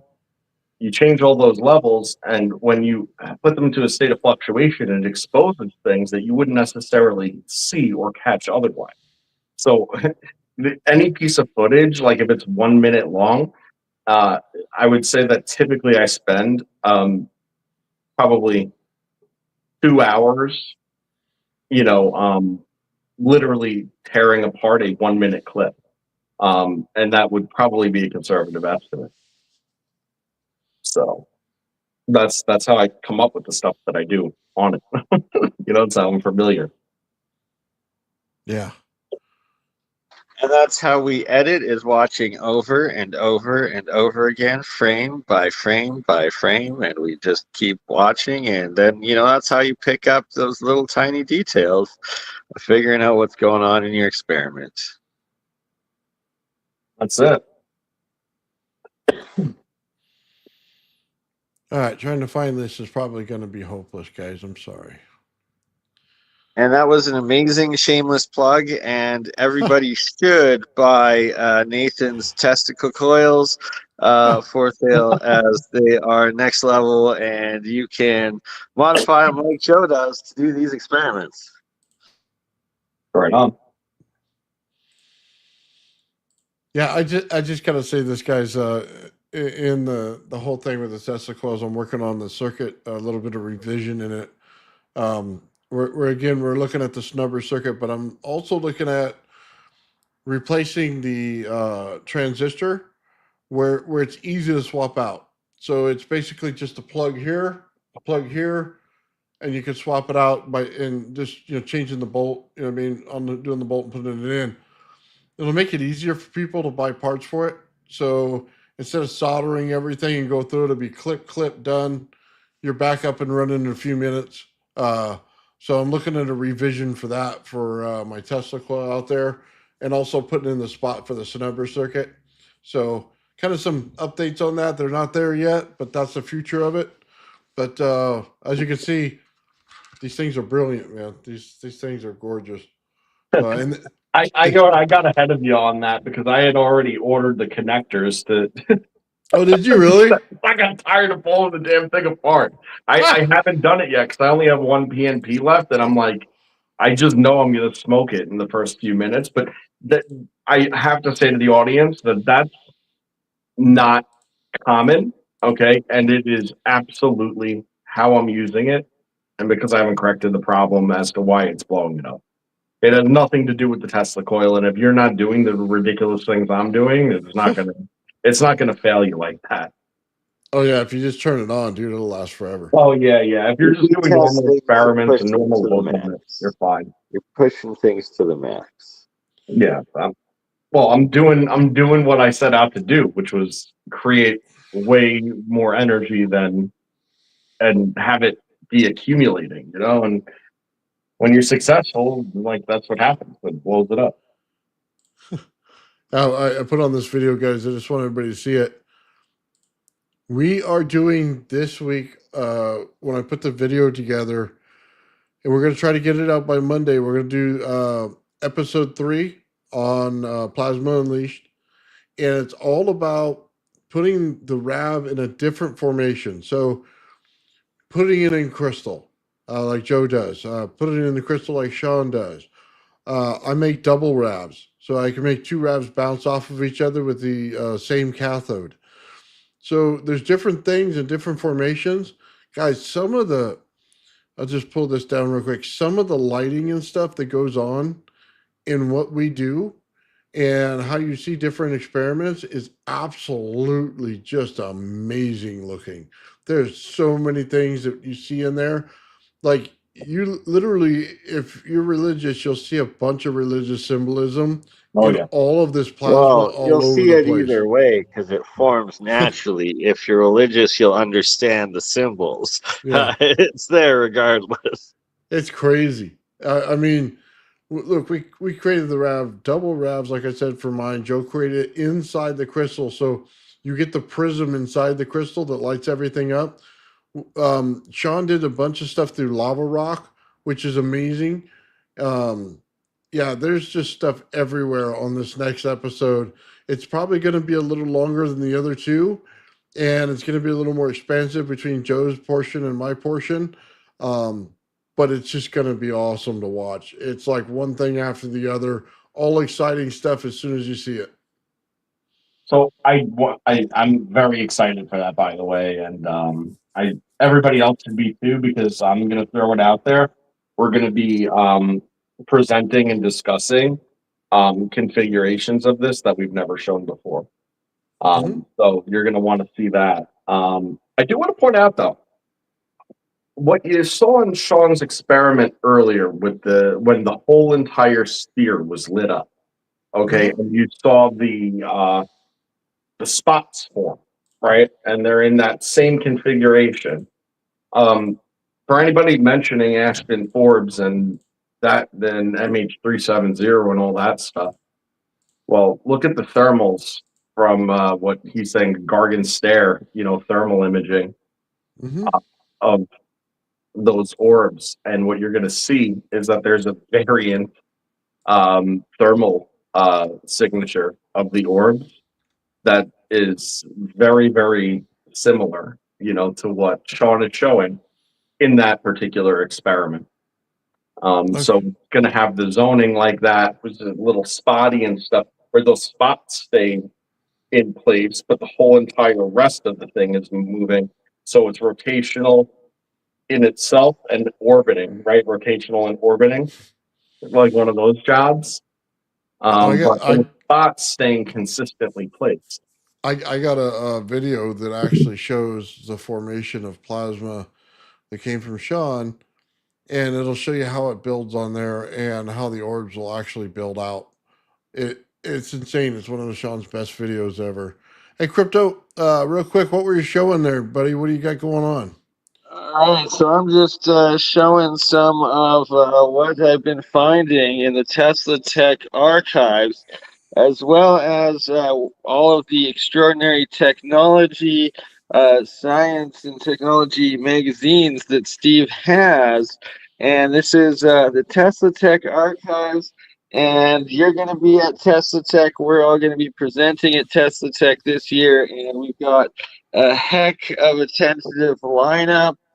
Even Terrence Howard is giving the thumbs up that he's going to be returning. So hopefully that maintains to be the case. We got as well Parker Edmondson. I've been able to contact him and get him on board, and he's the young fellow from Texas who was able to wirelessly power light bulbs in Chicago from his Tesla transmitter and that there's just so much going on. So everyone out there, another shameless plug, if you want to attend Tesla Tech 2026 in Albuquerque, August 12th to 16th. Right now, you can go to teslatech.info. That's www.teslatech.info. And if you purchase your tickets, they're currently 40% off. So 40% off to attend Tesla Tech right now. Heck of a good deal. So that's my shameless plug.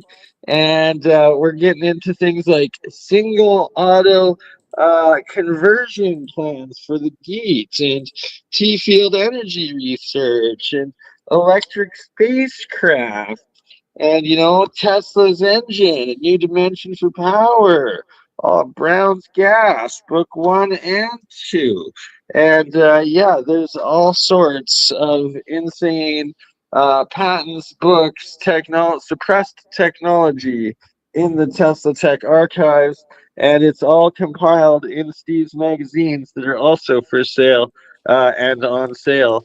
I believe at 40% off and some bonuses given away on teslatech.info. Anyone interested in buying their own? Thank you. Right on, brother. That's awesome, man. It's going to be awesome to see everybody there, talk with everybody, and the conversations had there. Going to be off the charts, man. Oh yeah, it's next level. The amount of amazing people there, and that Bob Greenier's also going to be there. I've been talking to him; he's coming back. So, like the evening socials are the absolute best part of Tesla Tech because it's all of us, all the different inventors, the different presenters, and the different tradespeople and the community, all just having discussions and figuring out our own designs and everyone else's, and it's the best possible time. Right on. All right, check this out. I'm going to give you guys a little bit. This is actually Joe right here. He has his anode. And Joe, why don't you describe the anode in this situation? This is Yep. So the anode is a ribbed copper nail. Okay, to a point that has it has a counterclockwise double helix coil wrapped around it. Well done. Well done, Joe. Sorry to interrupt, but I love everything you're describing in your engineering. It's getting really choppy here, and I've used up a lot of my data, so I'm gonna be watching, but I'll hop back in at the very end or something and just let you guys do your thing and next level work, brothers. right on, Right on, Crypto. Bernie. Catch you later. Yeah, so this is one of the configurations that I like to run, and frankly, it's a very successful one. It's again, it's a ribbed copper nail as an anode that has, pardon me, it has a three-face point. Okay, Mhm. so or I'm sorry, a four-face point in a pyramid shape at the bottom that I cut into it and flattened. Then it has a double counter clockwise wound coil, okay, that repeats up and down the top. And that is actually what binds the live wire, to it.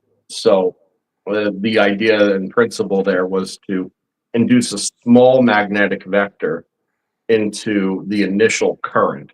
So you're giving it not pure magnetism to the current, but you're giving it a bit of a spin bias. And by introducing that initial magnetic component to it, it assists in setting up the initial conditions that have a greater pull of the cathodic energy.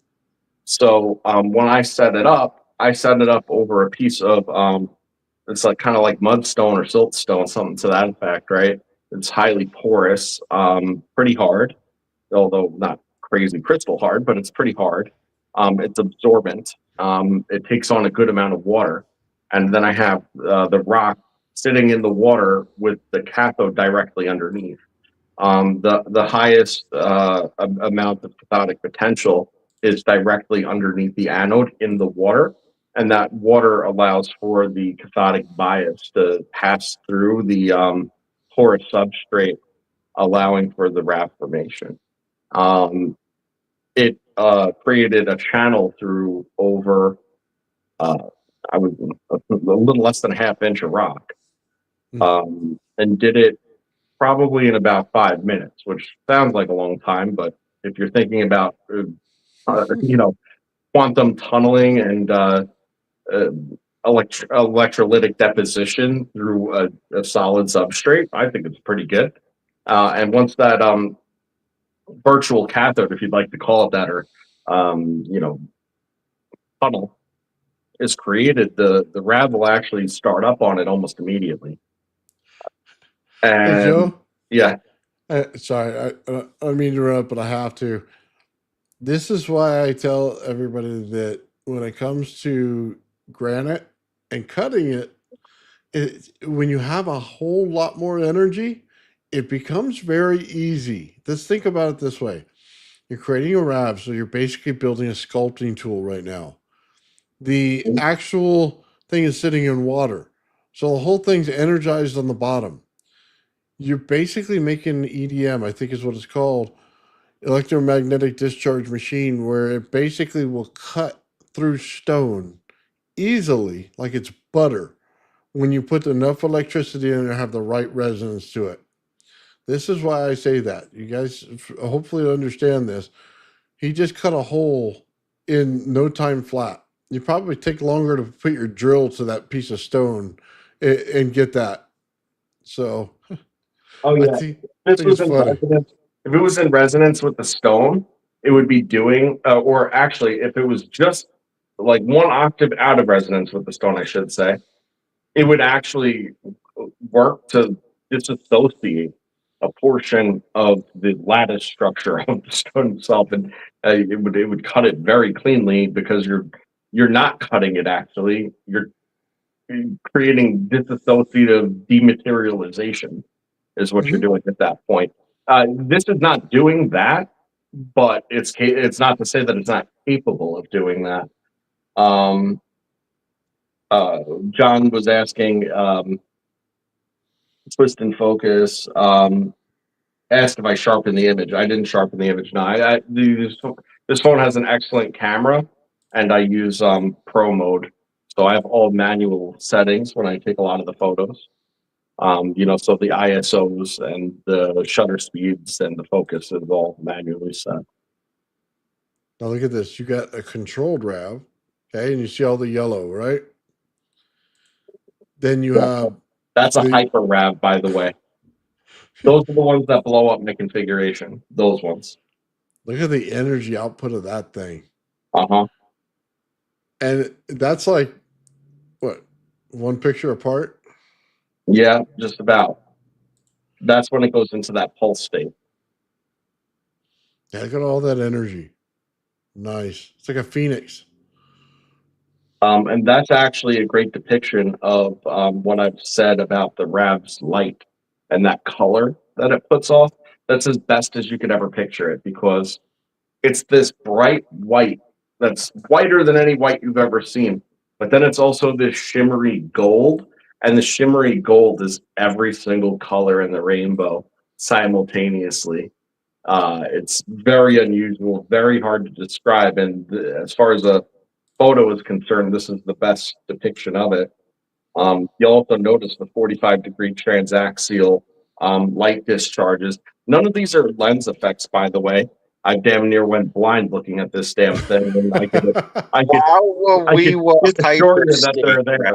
So, Wow, we were hyperstate RAV. I just had to come back in and interrupt and say that. This is right. That's when transmutation's happening, and you can tell because of that blue light spectrum of the white light that that's a different.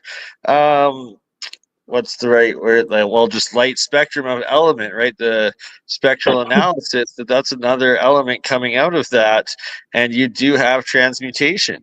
well, also, good point you make, Bernie, and I don't disagree. But if you look in between the fine lines of those transaxial discharges, you have that dark light phenomena that occurs. Okay, it would appear to be a shadow, but it's actually an emanation, and it's an emanation of anti-light. And say do with that as you may. Okay, but it's black and illuminated. So, yep, that's the Right, thing. the conjunction point where the dark light, dark energy is interacting, and you get the transmutation. That's it. And esoterically, when they say know the difference between the light and the false light, right? The true light and the false light. That's how you have to know the difference. You know, it's when you see it, that's what you get. Yeah, Quartz and test. that's the spot that it leaves. So the spot that like that spot is so it's in such a relationship with the anode that it will at all costs attempt to connect with it, as long as it knows it's there. Mhm. Okay, so anything that you put in its way, it will tunnel through. Okay, and that's the point of why I put the crystal mostly on top of it, but not entirely, because I wanted to make this initial connection phase. This is it acknowledging that the other side is there. Okay, it's like having a load on a regular circuit, right? No energy, no load, right? Like so to speak. It's just not doing anything, so it's not there manifest. You needed to bring it in so it knows it's there. Now it's got something to work for. So now it's going to go through all its phases. Quartz test. It's going to go through all its phases to make the best connection with that spot as possible. And if it's got to go through something to do that, it will. Period. Hey, Joe, real quick, I just want to point out, you see when the energy goes on the outside here, and then you'll see when it goes on the inside. Absolutely. So it's barely lit up there. Wait until it gets on the inside. It's going through though, because you can see it reflecting down on the bottom. Saturation rate. Now it's met that. There Now it is. it's starting to go. Now it's going in and it's saturating it. Now it's blasting through it. That's what I mean. It's making a prism on the inside. Mm-hmm. It's literally light Structuring it the same as it reflection. does nucleating, so to speak, the same way.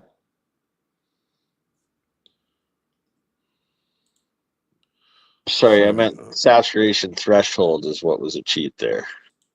Yep, Look that's at that. exactly it. It's So it becomes non-insulative.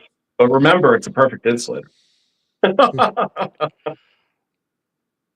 yeah. It's until you find the point where it overwhelms it. Yeah. Oh man, that's so awesome. I to this day one of my favorite looks ever. Trying to see if I can find the part where you set it up. That's just wild. Now look at Mini that one. stars, mini RAV hyperstars. I mean, just because it's our regular audience here, if you want to show a preview of the purple job, the grape that I sent you, you could be my guest. Okay. But Well, I kind of want to save it. I want to show these. Okay. This is all Joe's original experiment. This is awesome, man. When you see all the different things, everybody says a lighting effect, and then you really get to look at it and see what it is. By the way, you could see exactly what's going on inside the RAV by looking at these things. They're focusing it.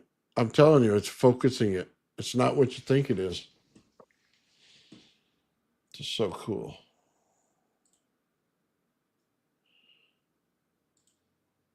Look at that.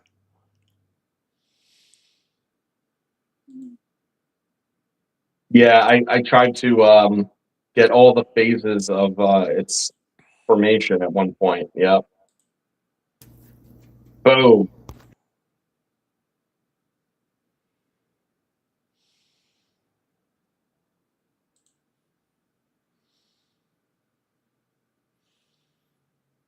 Now these RAVs are teeny tiny, but don't be deceived. They're Yeah. teeny tiny, but don't be deceived, because these teeny tiny ones are really, really powerful. They're really, really dense, and you can tell by the colors. Oh wow. Oh wow. And each time that color changes, that's mass spectrum. I can never say the word, but a different element that you're seeing with the different colors of light coming out.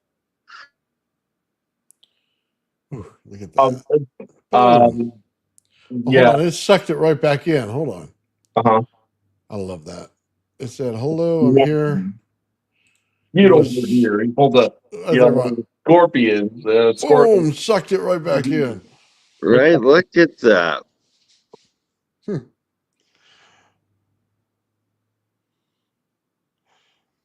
That's intense, man. Those things, by the way, like Joe was saying, those things will blind you. Oh yeah. It's like getting free LASIK. It literally will blind you, man. So now the crazy thing is, and mind you, I've had a lot of experience welding stuff, you know, so it's not like stuff like this is foreign to me. I've flashed myself with every kind of welder there is: arc welders, TIG welders, MIG welders, doesn't matter. It's a whole entire different thing. Because this is in a state of compression, it tricks you into thinking you can look at it. Oh, hold on. You know, so Here we go. you look at it, but then you realize how bright it really is. And look at that beautiful coil. If you want your own, you go to Old Man Builds and you buy one. And you can reproduce these experiments yourself. So check this out. This is the one wire energy top, which basically means that the number 2 just goes off. You can see it clipped here to the left on that blue wire. And he put a wire right down the center. See the right there. He's got the rod going down the center. There's actually a little spot at the bottom of the coil that'll hold that rod right in place. So it doesn't shift around. It stays straight up and down. You can see the wire come off of it, the blue wire on your right-hand side. It'll go down to where his experiment is. Hook up to a metal plate. And then, yeah. Absolutely. So you can see what the experiment is right there. Everything that he's got going on. And 100% proof he's using that Tesla coil to do it. That's it. That's all it was.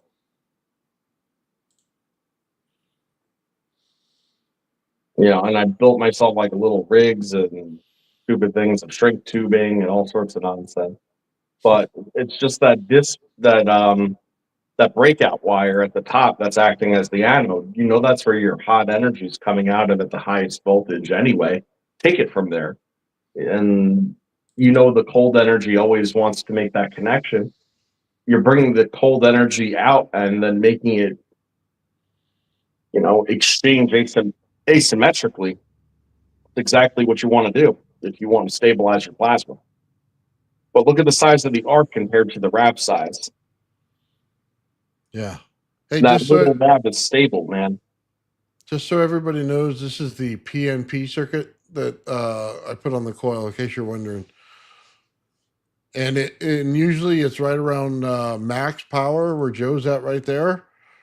That's about 40 volts, and it's about 8 amps is what you have going on in there. So, and then that's not even putting a capacitor in line with it. So, and this thing is a monster circuit. Like 5-6 feet away, you're getting things to light up around you. Bernie had his phone next to it. So tell me what happened when your phone got next to this thing. He probably went to sleep. Yeah, looks like it. Well, I can tell you, it'll trip your phone out, and it actually causes problems with being able to record. I can attest to that as well, and just the coils. And at Nathan's place, when he fires them up, oh, funky things start happening, and it's like, it's just wow. It's really a wow experience that until you experience it yourself, you just don't understand how powerful these fields are and how they interact, almost like spookily with digital technology and what it does. It's something else. It started changing Bernie's stuff and going through his thing and go to his Google and all that stuff.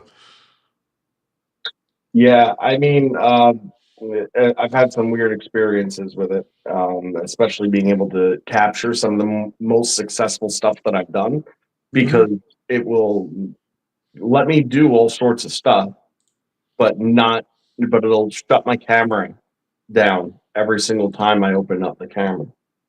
Every single Right? time. It'll just do like you're not using the camera. Yeah, And then I you remember know I what was recording something and it did the same to me. It was like, what? It's wild. It's crazy. and if you bring it too close in sometimes, or believe it or not, if you sit in the charge field yourself too long and then you go and touch your phone, right? It will Yeah, not, it yeah, will not experience that. respond. It will not respond to your touch. So if you have a touch screen, that's how you control the damn thing, right? It barely has buttons anymore. Well, it's like, who are you? You're dead. You're no It's one. so frustrating and weird. Yeah. It's very crazy stuff. But yeah, it's interesting to say that some of the most interesting stuff actually falls right into that category. You know that when that's happening, that you have the good stuff present. Just so everybody, That is true. just so everybody knows, most layer exciter circuits on the internet, they blow up after the first 30 seconds to a minute. Sean tells you this all the time. They don't last. They will not stay on forever, and they're basically a fire hazard. Mine just stays on, man, and it's wicked. When you get around that energy, this is why I tell you, if you're in the zone of that field, you either feel good or you feel really bad. So if you feel really bad, go out, take your shoes off, put your feet in the dirt, let it go, let it discharge, and go back in. But yeah, you're going to get one of the other reactions from it because the circuit is so powerful. So yeah, it's just something different, something that not every Tesla coil does. That's why I build them the way I do. And yeah, it's pretty neat. It really is, and it is that powerful. And it will, if you left it on, it will run and run and run until everything within its reach of diffusion, comes into saturation. And it's like I've said many times, it goes into states of diffusion and builds out in these rings. Same thing Nathan's been saying all along. Well, what that means is that it'll build out and out and out until it reaches a state of diffusion, but then collapse. Well, when it collapses, it comes back up at top of where it just built out and start building out more and more, except in a more diffuse state. So what you end up with is these bands that exist. And you'll be able to tell this if you have a gas tube. A fluorescent light will show you a lot, but those don't take a whole lot to be able to light up. If you take a gas tube of a noble gas, they take a lot more energy to excitate, create the Or excitation. incandescent, right? Which is even more. True story, right? Or even, believe it or not, LEDs, which are low wattage, but require a very high frequency in order to properly operate too.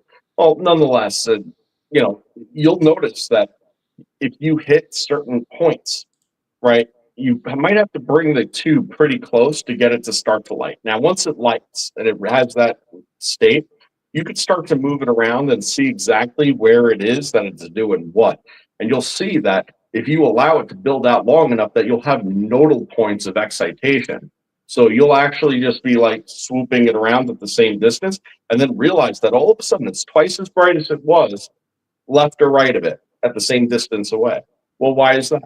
Well, it's for the same reasons that we're saying. It's building out in bands, and then the bands are actually creating an interaction at their torsion points, and that's either going to collapse at a certain points, or it's going to create amplification at certain points. And if you actually collapse the field of Nathan's coil, right, from the center energy, okay, it'll actually throw out a pulse. All right, and that pulse that it throws out, okay, first of all, don't stand there. Second of all, it throws out a pulse. If you could get that pulse to interact with the field, the larger field, the hot field, okay, it will collapse again and cascade upwards, okay, and actually give you a much greater reach. So it turns from a scalar vector, and then when the scalar vector collapses, it goes hyperbolic and goes like this, and all of a sudden Now you could take your tube and you could light it up on top of the coil, which there shouldn't really be tons of reach on, but you can light it up as far as your ceiling. So there's like little tricks to the trade here once you play with the thing enough. And I've never, knock wood, but I've never gotten hit by that thing, not once. So, I've created several EMPs out of this thing. EMPs are different. Bad resonances, EMPs, oversaturation of Hey now, those are the unharmonic ones that start fine, getting the but black never got hit. vans and helicopters appearing outside. I shut down my live feed. I was on with John Bigman, and we're doing this live feed. We're doing experiments, right? So I had this layer exciter out, and then all of a sudden, just out of the blue, it started to try to resonate with the power source because I got it too close, and then boom, everything shut off. Totally turned down the internet, turned off my computer. Everything in the room went dead. Okay, and then I came back on, and I did it again. I didn't realize it was too close, and boom, blew it out again. I had to switch to my other circuit for my ZVS just so I wouldn't make sure I do that again. Dude, totally epic moments because he's like, oh, Nathan's gone and everything else is gone. He's all shut off. You know what I mean? Just in the middle of live experiments, man. It was totally awesome. Yeah, man, that's awesome. Gonna have to try setting up a phone or recording in a Faraday cage with like the camera right like in one of the holes to see if we could actually capture it. But then again, it'll probably go through it. Oh yeah, this stuff is mean, man. Don't mess around. Hey, but real quick, before we get totally off the subject, which is cool, because it is probably time to move on. But Astrolab on Bernie's channel had said tape the crystal to withstand the force. Well, yes, your intuition is good, my friend. That's exactly what the discussion realistically comes to. There's two ideas here. Okay, one idea is just making sure that the resonance of the system, okay, is in tune with the crystal itself. And with quartz crystals, especially the purities that I was working with, is pretty damn predictable at 32,000 hertz, right? That's give or take, right? So you can get into the band of resonance and then it will not be destructive. It'll actually be an amplification event, which again, material situation without a snubber circuit ain't happening. Like if all the energy from the piezo effect of keeping that plasma moving in the crystal lattice were to, it's going to induce the potential of the piezo into a current through magnetism. You see how that works, right? Well, that current's got to go somewhere. It's going to supercharge what's going on inside. And then anything, past a certain point, it's going to put back where it came from. That's how that goes. So that's where the system failure comes in. So that's one thing important to know. But you are dead on when it comes to if you're not trying to bring it into resonance and you're just simply trying to contain it, what to do? Well, the answer is to create a spherical void inside of the piece of quartz and have your anode created on the inside, giving it a shorter travel to the cathode. Okay, while still bringing the RAV into contact, with the piezo surface in the correct geometry, not a donut, a sphere, right, to allow it to self-form, build, and propagate within the cavity that you created. That fractured wasn't because of heat. And it wasn't super fractured before I started. The fracturing occurred because of the it was trying to force it into resonance. However, you can't force something with its own energy properties and set resonance into resonance, without breaking it. So that's kind of how that went, man. And thanks for the comment. I appreciate that comment. Right on. So hold on, I want to show this real quick while Bernie's here. I'm just going to show his test intro. I know he's going to show it on his laptop, but I want to show it cleanly. This is what Bernie has set up over here at the Old Man Buildings facility, man. Very epic intro, man. I thank you for this.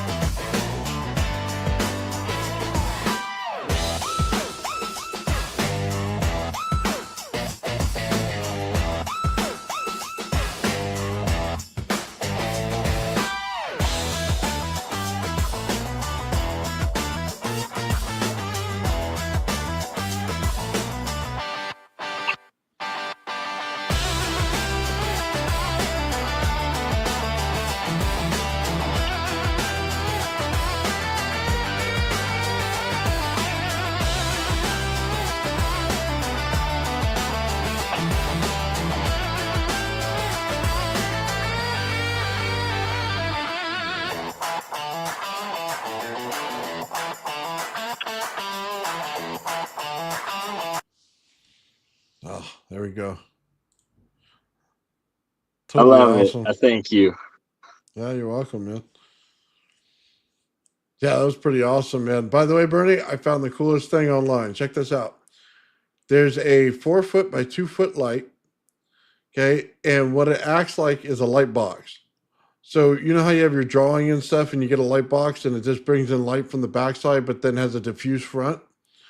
This is exactly what this is. So on that wall, we can buy it, put it in there, and then we can put a glass shelf right in front of it. And then everything just lights up from the back, including the glass shelf itself.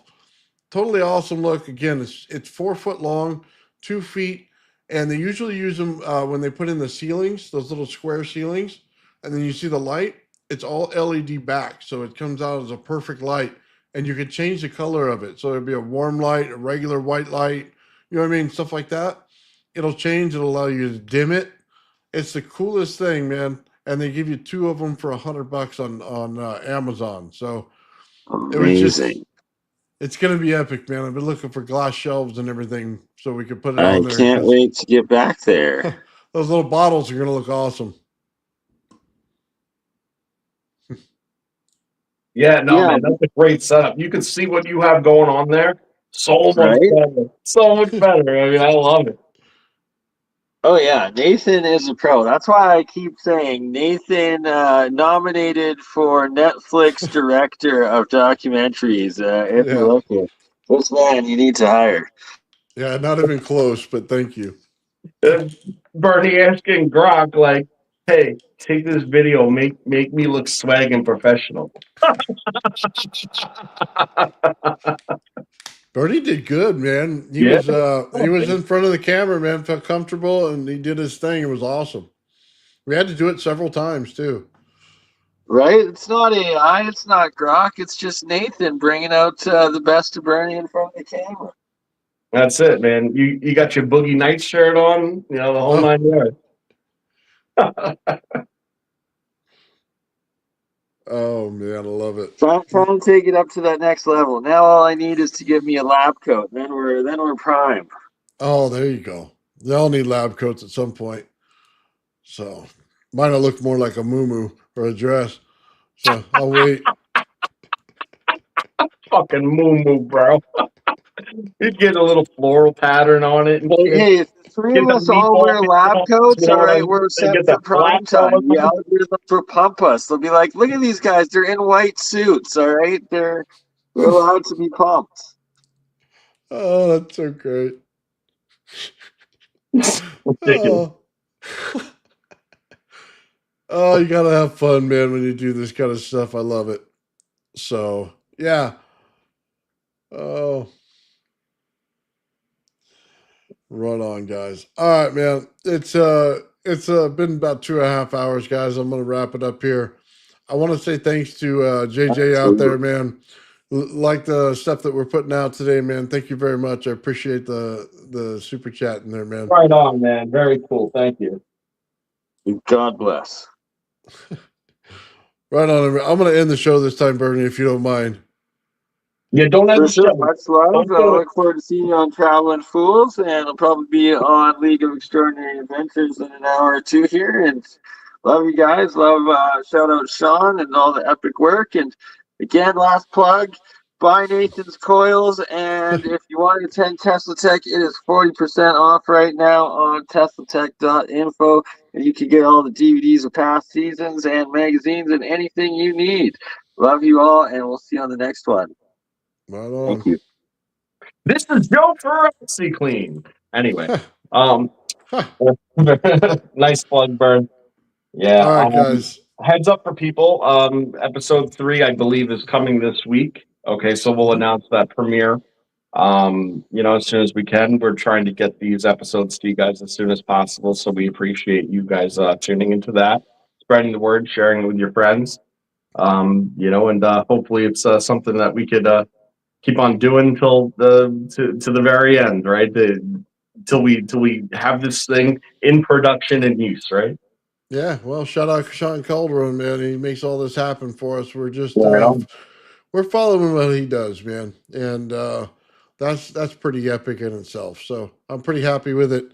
And like Joe said, third one comes out. Joe and I get to play our hand in there a little bit, show our stuff, and then after that, man, comes the light episode, which is gonna be just epic, dude.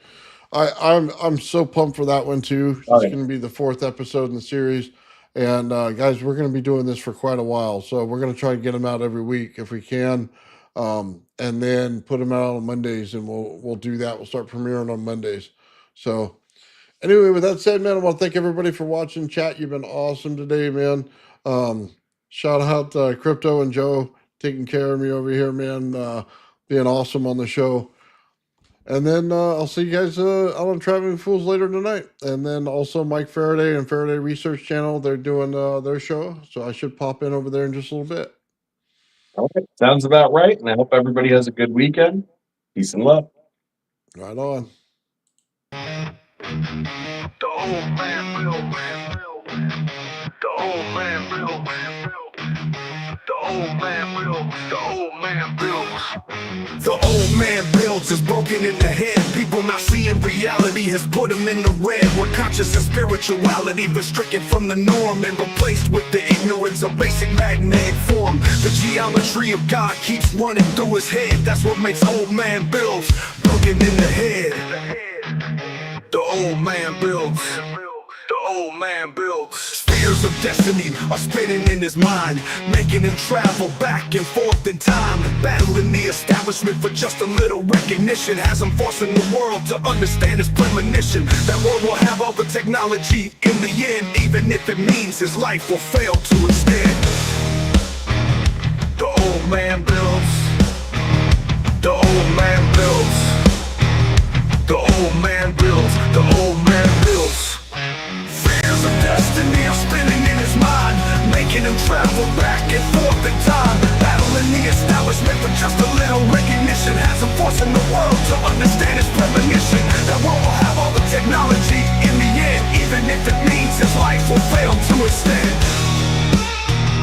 The old man builds. The old man builds. The old man builds. The old man builds.